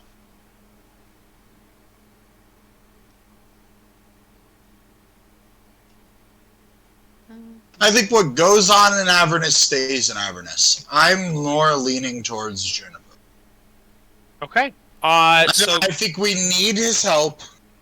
I don't think he'll help if we're not gonna release him in Avernus. And I think truly that Gorgoth and I have become pseudo-friends, and a friend in low places is not a bad friend to have. Mhm. So that is where Randolph is leaning. So, Eris, are you then going to align your vote with Randolph's vote?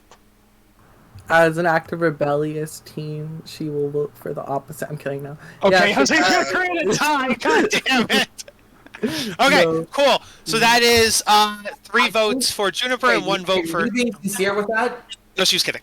No, I was kidding. I'm sorry. Okay.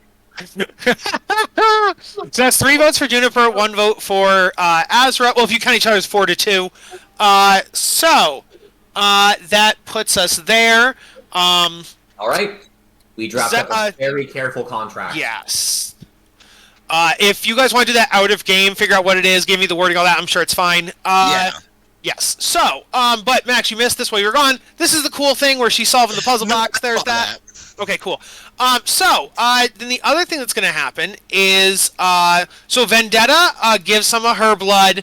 You get some like metal scrapings from the shield type thing in order to count as Gorgoth's like metal. And then you put the contract together, and then Silvira says, the other way I can help you before you leave, I do have a way that you can get to Avernus, so we'll talk about that in a moment. But the other thing I can do for you is here is a map of Avernus, and she gets a book, and in the book is like an atlas, right? And she's like, it's not 100% accurate. It has some flaws. So don't like trust it 100%, but it should be an okay guideline. And so here it is. So it should have flashed up. Did it flash up for you guys? It did. Yeah. Okay. Oh, such a wonderful holiday destination. That is, I love did you just humans, take this Sarah. picture off of something? Because it looks like there's like a bright spot. So here's the thing. I found this picture online. It's the only one that's online, and whoever took it did create that spot. That wasn't me. It was them. But yeah. So There's blah blah blah of it's the Tower of Erm. I like how close it is to just a bunch of fucking Sibriaks. That's lovely.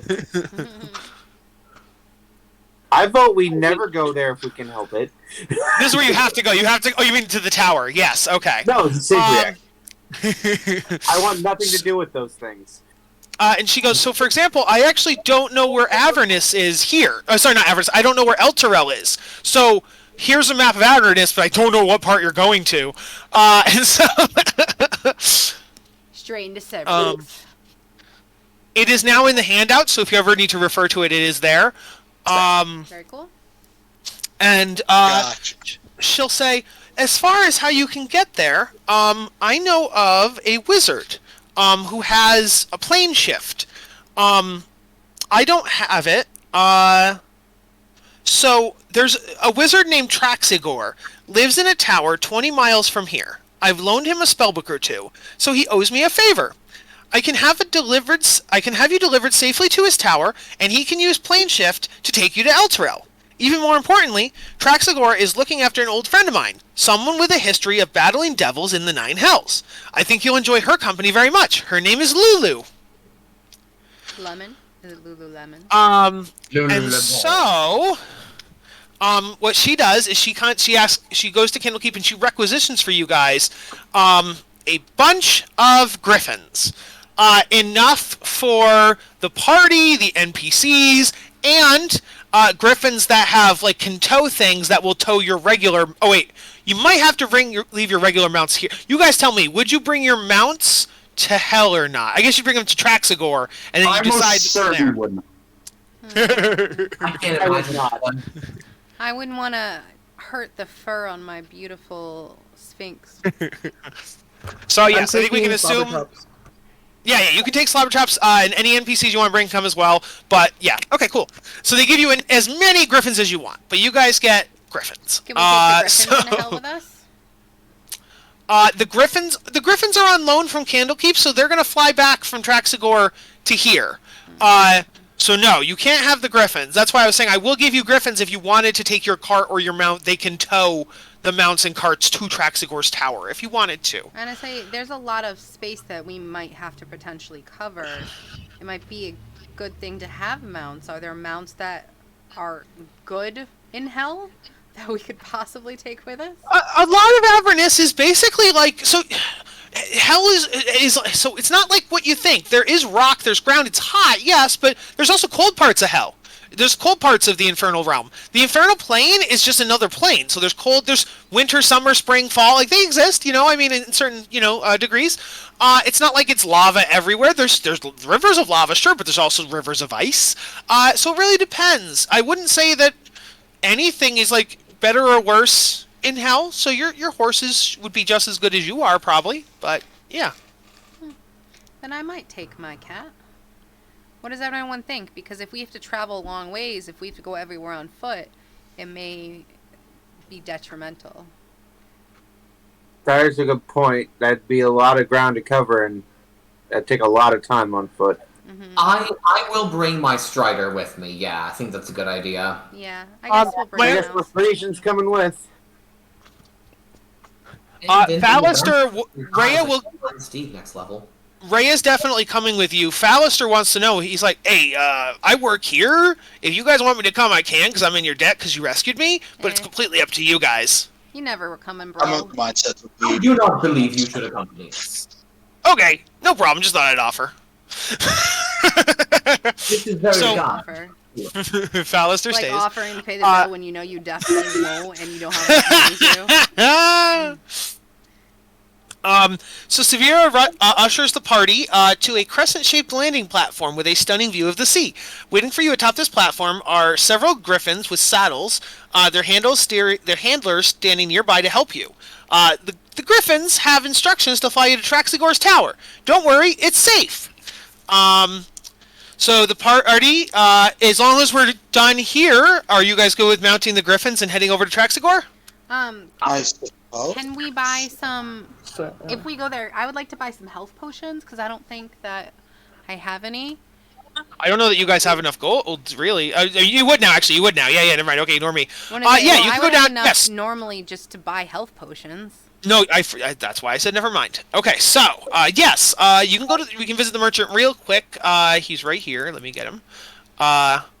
This is the general merchant. He's also the clothier. And so yeah, so you can buy health potions. I think they're 50 gold apiece. Yeah. Yeah. So you guys can buy as many as you see fit. Only 50 gold apiece? Yeah. I'm gonna double check on that. For but I the think normal one, not like the greater, superior, supreme, I think. Unless you say they are, and then I will buy a lot of the better ones. Yes, a healing potion is indeed 50 gold. And you do have me. I got some good healing going on here. Yeah, but it's always good in case of a sad situation where you need to keep your spell slots. True. Okay. But I mean, that plus 6. So, buying the healing potions, you guys go to the Griffin Tower, mount your griffins, you tie up a cart to the griffins, you tie up to whatever you want, and the griffins take flight and head out to sea, flying just below the clouds. Candlekeep looks no less majestic from the air, but grows smaller as the griffins soar westward. Large rocky islands pass below you, and beyond them lies the open sea.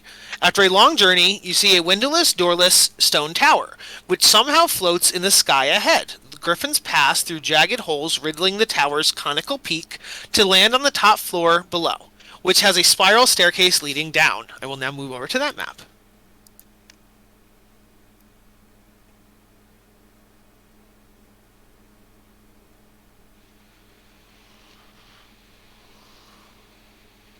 It's all darkness. I'm working on it. Yes, the void. Hello. Into the void. Darkness, my old friend. So, the only thing I will change is in my drawing, this is the landing pad. So the griffins, This is some World of Warcraft looking shit. yeah, so the griffins The land here. lonely wizard who lives in the floating tower. And so, so you guys are, let's see here. So as you go into the building, oh, actually, we do the whole descriptions are from the top, so we will land at the top, just to make it not confusing. as you land, you are on an area with a spiral staircase leading down. I assume you take it. Mm-hmm. Sure. One level down, you see a cluttered chamber illuminated by various objects upon which continual flame spells have been cast. Scurrying around the room is this thing. It's so cute. Oh my god! Fucking otter. He's Must so be great. It's got a soul patch, guys. Scurrying around the room is an otter dressed in a tiny red robe. The otter mumbles to itself in common, mentioning something about a tuning fork. Suddenly, it takes notice of you, stands upright, and yells, "Lulu, wake up! Our guests have arrived!" Then, you see come out from underneath the table, this thing. Oh my god. Am I high? It's High Fantasy Dumbo. Pretty sure I'm high. What'd you drug me with? It's got hearts on the bottom of its feet. It does. So, That's incredible. I need Lulu- more alcohol. Lulu is a Hollyphant. That is her race. The otter speaks up, and the otter will say, "Hello, greetings, my friends. I am Traxigor. Good to meet you." It is a pleasure to meet you as well. You're so excited. I've never met an otterkin before. You're awesome. No, I'm actually not an otterkin. I was polymorphed into an otter years ago, and I decided I liked this new form compared to my original one. I agree. Oh. It's awesome. I see. That tracks with what I know of Wizard. Yes, this makes sense. Since I wanted to remain the otter, but I also wanted to be smart and talk and such, I used a wish spell. So I cast the wish spell and turned myself into a smart, intelligent otter permanently. That is a very powerful spell just to keep yourself an otter. Couldn't you just put an illusion on yourself and just always appear as an otter? And It wasn't about just appearing, it was also feeling. I was an old man. I was like 1,000 years. Now I'm a young, spry otter. But wouldn't you just be polymorphed as the same age in I do otter? not believe that this is necessarily a productive use of our time. Juniper has so many questions. It would occur to the party that why didn't he just use the wish spell to turn himself into a young wizard instead of turning himself into a young otter? A lot of questions occur to Azra right now. Absolutely none of them that have any productive answer. Good Sir Traxigor, we take it to understand that you have the means to bring us to Avernus in repayment for your debt to the Lady Silvira. Yes. I have plane shift. The only thing is, I need a tuning fork, and I don't know where it is. I seem to have lost it. I can't find my tuning fork.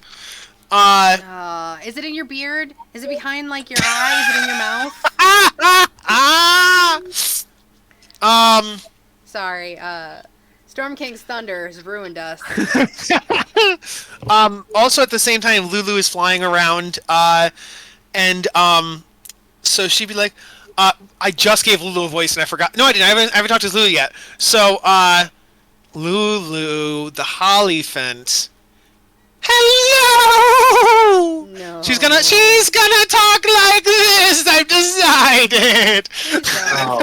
No, thank you. You're pinging our mics, man. Jeez. I don't think we take Lulu with us. Definitely not. I'm definitely going to agree to that. That's one acid trip we do not need to Okay. take. Lulu is 100% coming. There's no choice. So God damn it. So he would say, let's see here.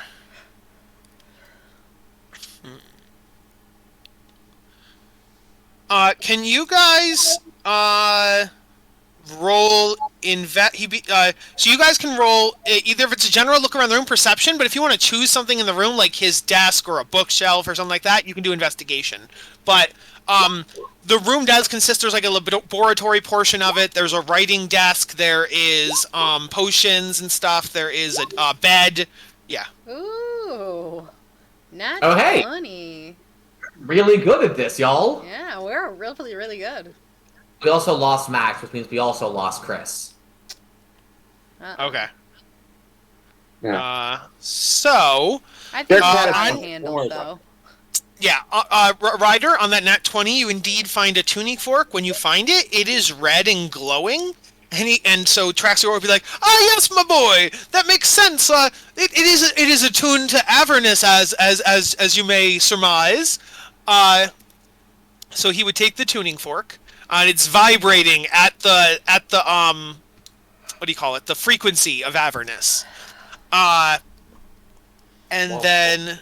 So many You questions. tune it to Avernus in the first place. Very carefully, one would imagine. Yes, indeed. I I'm don't more even terrified as to understand. why it is. On Eris's 19. It wouldn't be on Juniper's 21 perception? Or No, it literally Nat says that 20? the nat 20 was on Ryder. So the nat Yeah. 20 got the tuning fork. It says the worst perception or investigation gets something else. Yeah, Well, but that would there's be me. Randolph. That'd be Yeah. yours. And actually, I'm going to need also one from Gallus, too. What do I have to roll? Either perception or investigation, whichever is higher. Yes. Yeah, because we were doing pretty darn good on all of our things. And then I had to come in and ruin it. Yeah. You darn did fuck it up. Nat 1, baby. No, you didn't. Nat 1. I didn't do it yet, but I'm hoping for a Nat 1. Hoping for Fucking mad lad. Perception or investigation? whichever's higher. Yeah. Yeah, you just started to lag Damn for it, it me, was so I almost had that to one. disconnect and reconnect. So Gotcha. I got whacked out for a second. I got a 16. It was almost a Nat 1. Okay, so that means that the worst roll is indeed Randolph's 8. So Randolph, please roll me a D100. No. Oh god. God. Is this the wild magic surge table? No, there's no wild magic surge. No. His eyeballs explode. 7. He turns What? into a potted plant forever. 7. 7. Wow. That's so low. Okay. You have a spinning top carved with 4 faces: happy, sad, wrath, and dead. Cool. So Okay. So he found that? no, not. That's what you just found, Randolph. I don't It's know what not to do whatever with that this.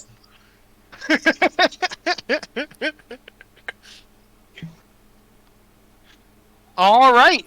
So Jurassic It's a No, Nemo cup. Lulu. Lemo. Let's see. What'd you say?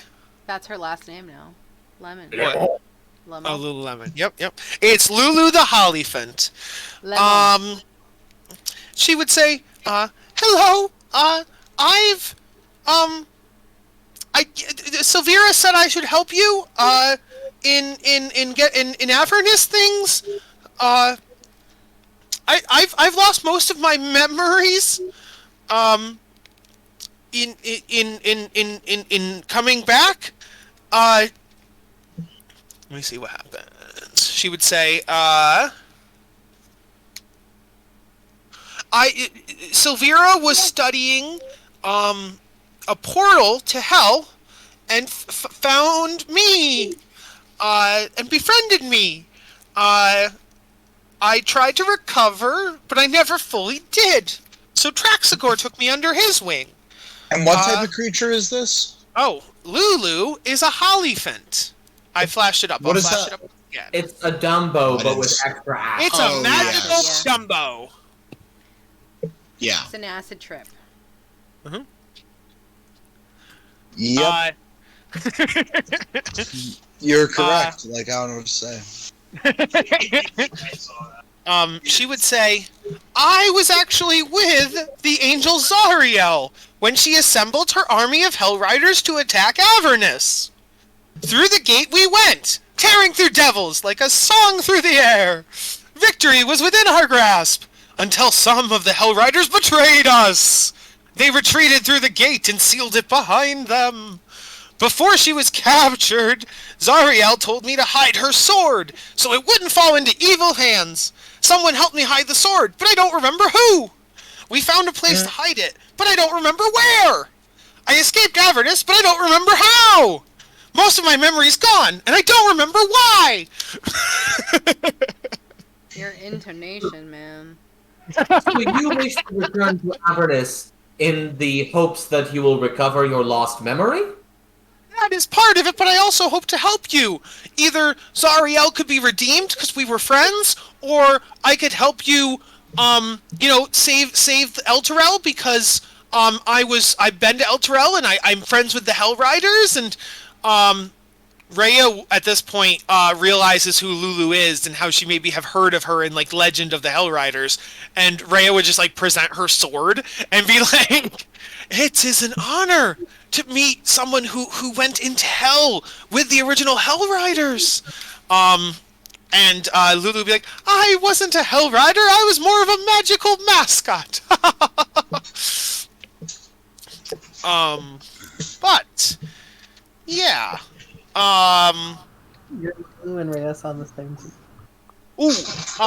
What'd you say? I said that they sound similar. No, Rhea sounds like this, like with a high pitch. But I gave the shaking of the voice, the shaking, and the stuttering. Okay. And I say, as far as Zariel's sword goes, would that be useful? Why did she hide it? Is it useful to us? Could we use it possibly?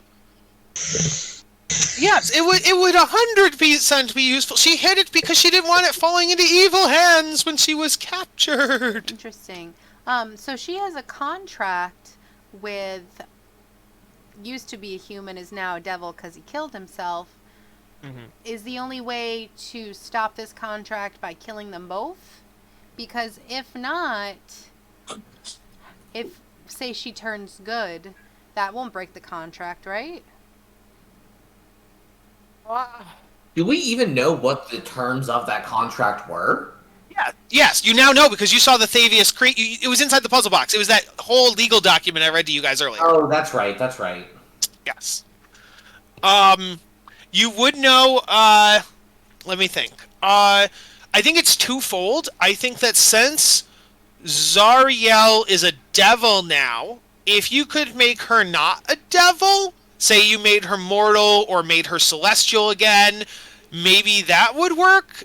Or if you could kill Thavius Krieg, and then she could maybe recant the contract. No, because then that wouldn't make any sense. No. I would say if she's no longer her, if she's no longer Zariel, the archdevil of hell, and she's instead Zariel, mortal human girl, or Zariel, celestial of light, guardian of the celestial plane, I think that might work because then they're not technically the same person with the same soul, but I'm not. Yeah. At this point, it's a lot of conjecture that until we know that we could potentially redeem Zariel is not helpful. Yes. I was just wondering because but it's the either sword like would we be 100% have to kill her, or we'd have to come up with some kind of shenanigan way to like make her not a demon. Yeah. Devil.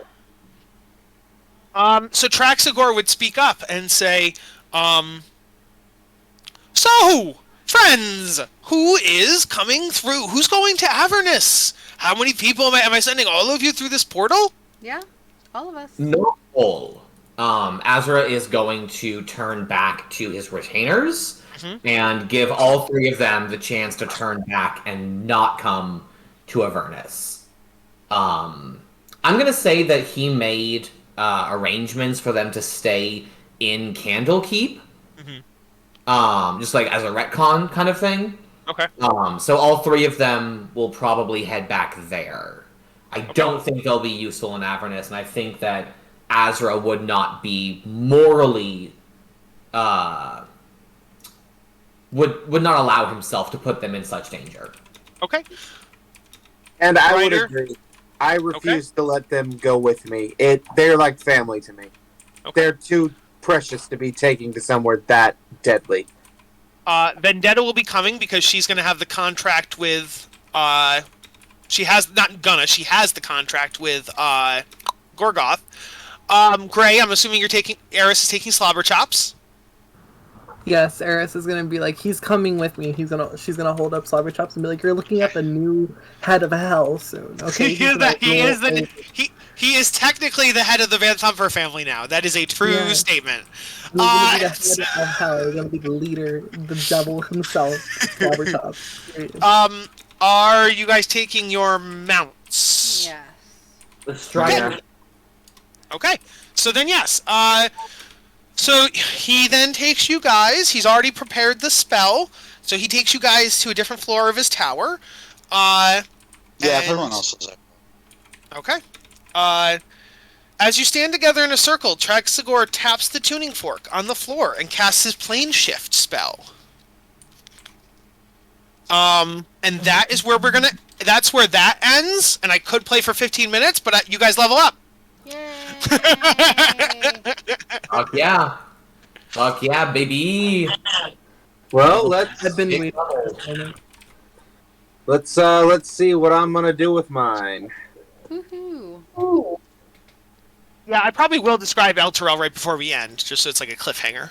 Okay. But let's level up first. Well, I can destroy undead now, so there's that. That's not going to be OP in hell at all. Don't you? But I have one more spell I can learn, and it's a 3rd level. So let's take a look here.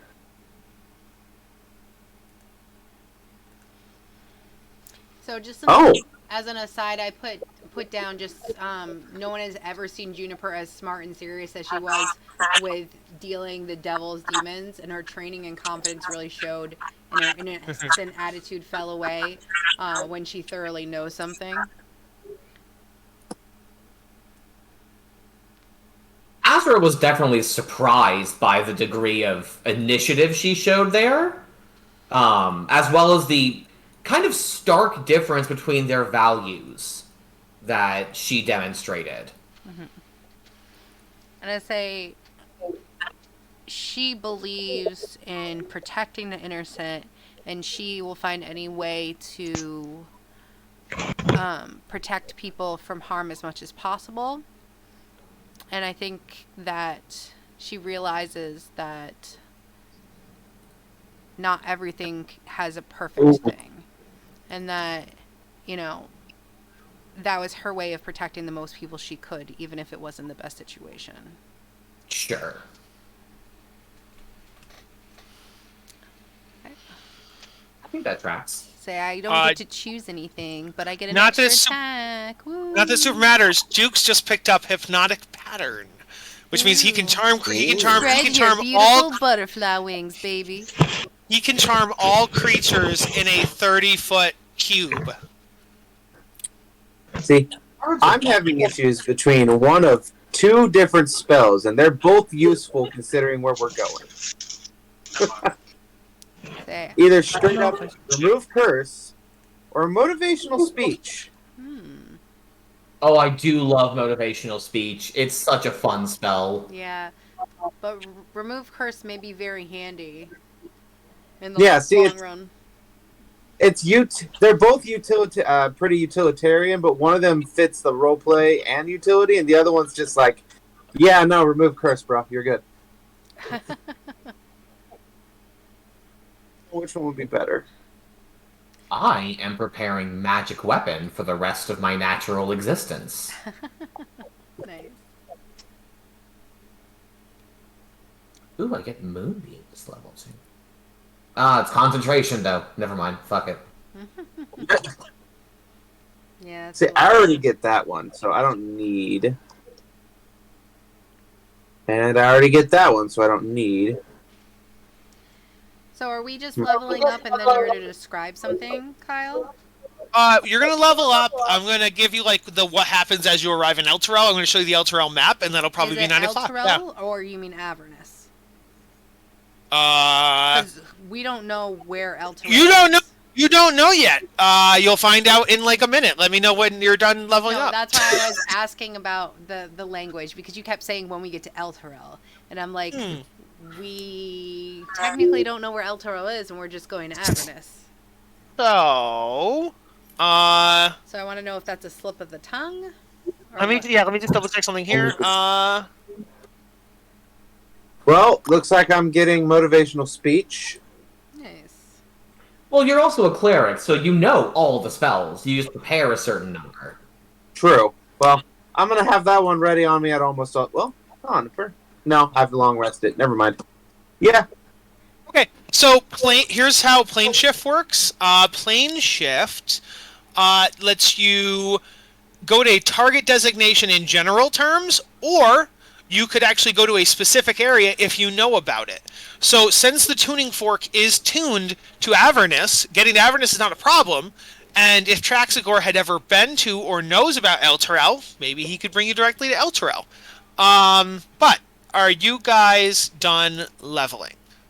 Doesn't matter. You can level up between sessions, I guess, too. I am. So, Leveled up. It literally just gave me an extra attack, and that's it. So. Yeah, me too. So, Traxigor casts the spell. Whoosh. Does he... Okay, he does go with you. Yes.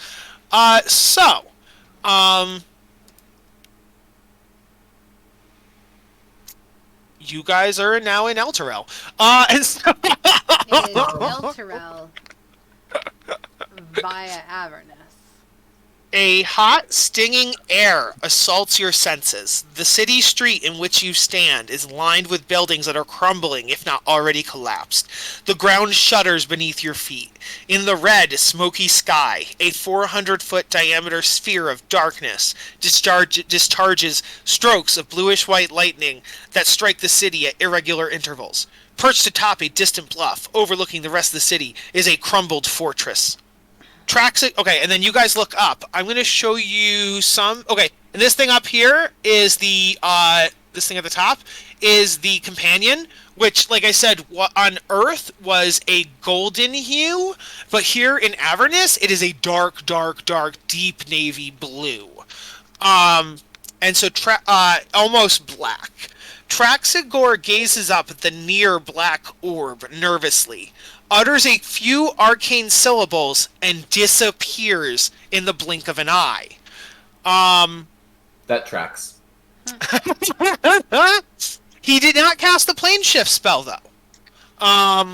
If anybody wants to do an Arcana check, you can try to figure out what he just did. Very much so. Do we have to be proficient in Arcana to do that? No. Would I have advantage? No. Okay.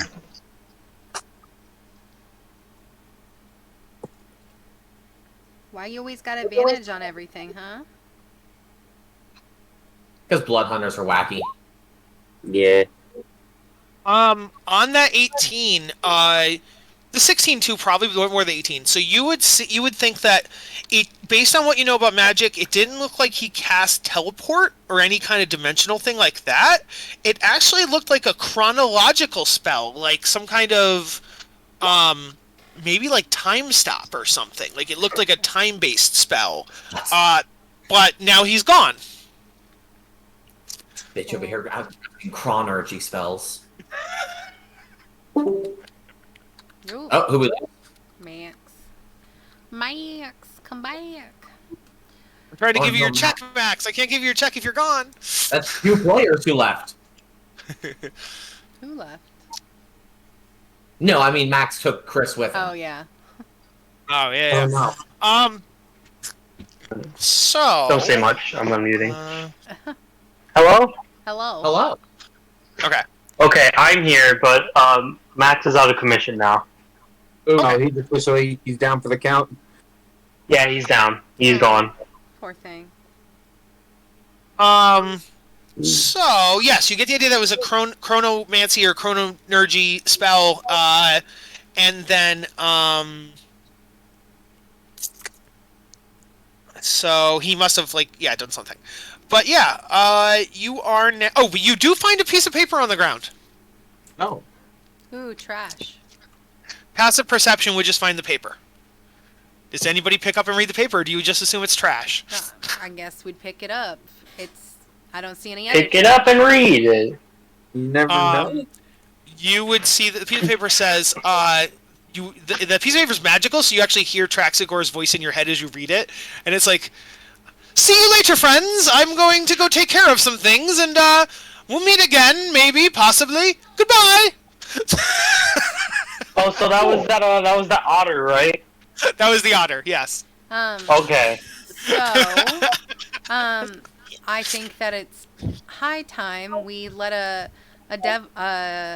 devil out of a shield. So let me look at that real quick. Even know. Oh God. Yeah. Do you know how to do that? What is your plan, Juniper? I thought it was just part of the contract and we had to bring him and stuff. Yeah. I mean, he's trapped in the shield. I assume there's some ritual to take him out or some kind of... Or he would Gargoth, know.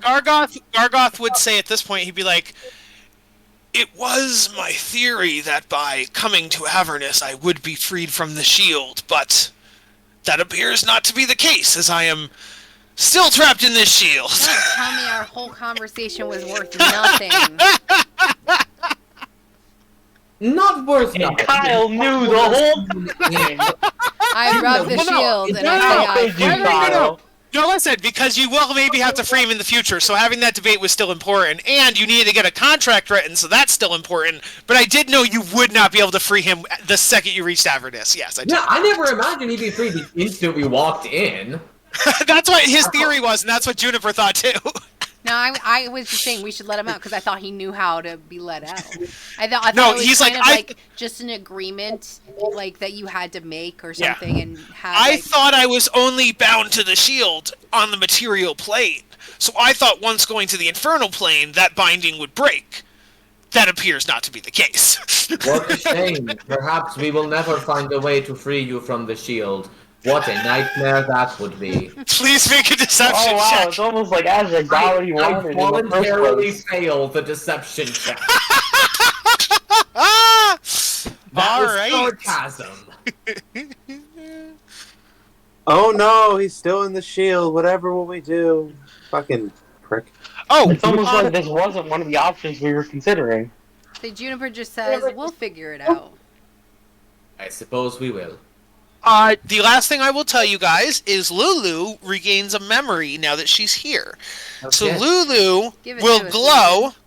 Lulu will glow, and you will notice that her trunk now glows.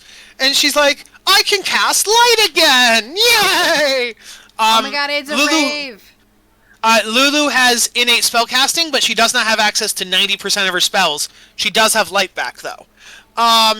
Cool. And she would also then say, "Also, this part of Avernus does feel familiar." Really? This city in Avernus that was not here before? Not the city, the sky, the air, the. Yeah, we're gonna be like, what the fuck do you mean? You were from El Terrell. She would say, I remember when Zariel was captured by the devils and tortured and tormented and then offered a way out. And then she took it. And her fall and the earliest days as we spent in the lower planes. You have suffered greatly. So has Zariel. With any grace, we are here to save both of you from your pain. It is Re- no joy What? to hear someone tortured and in pain. But sometimes the strongest must endure to help the weaker. So if we must endure the pain for her, we will. Or at least I will.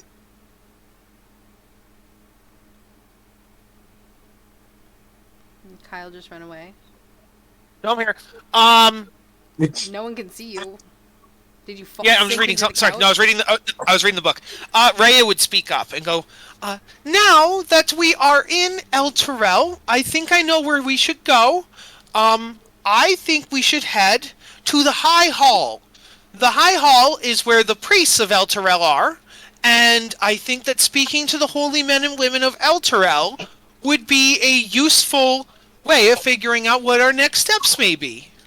That could be true. Also, my mom and dad are probably somewhere in here.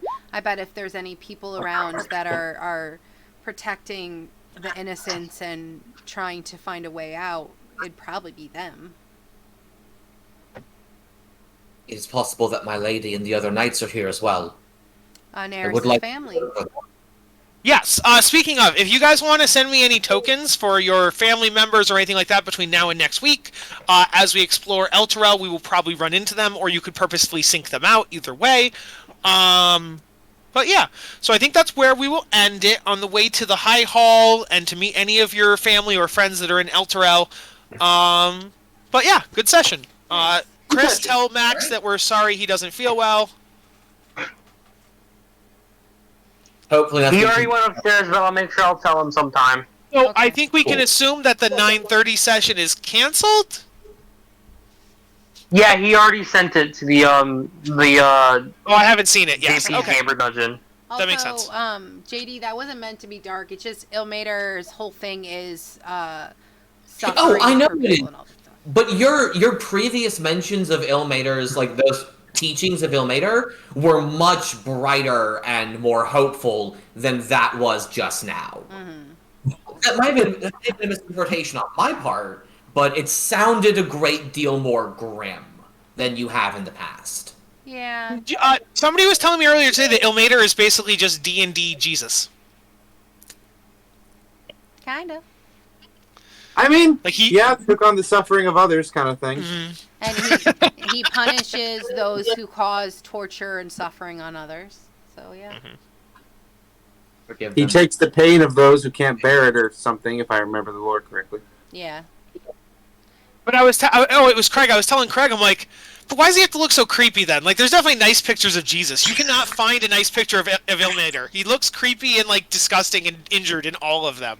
Because he's taking on everyone's Well, pain. to be honest, that's how you would look if you take on the suffering of literal hundreds There of would be slaves. moments of good. Like, he'd be like, hey, I'm having a good morning. Oh, here comes the suffering. Like, you know what I mean?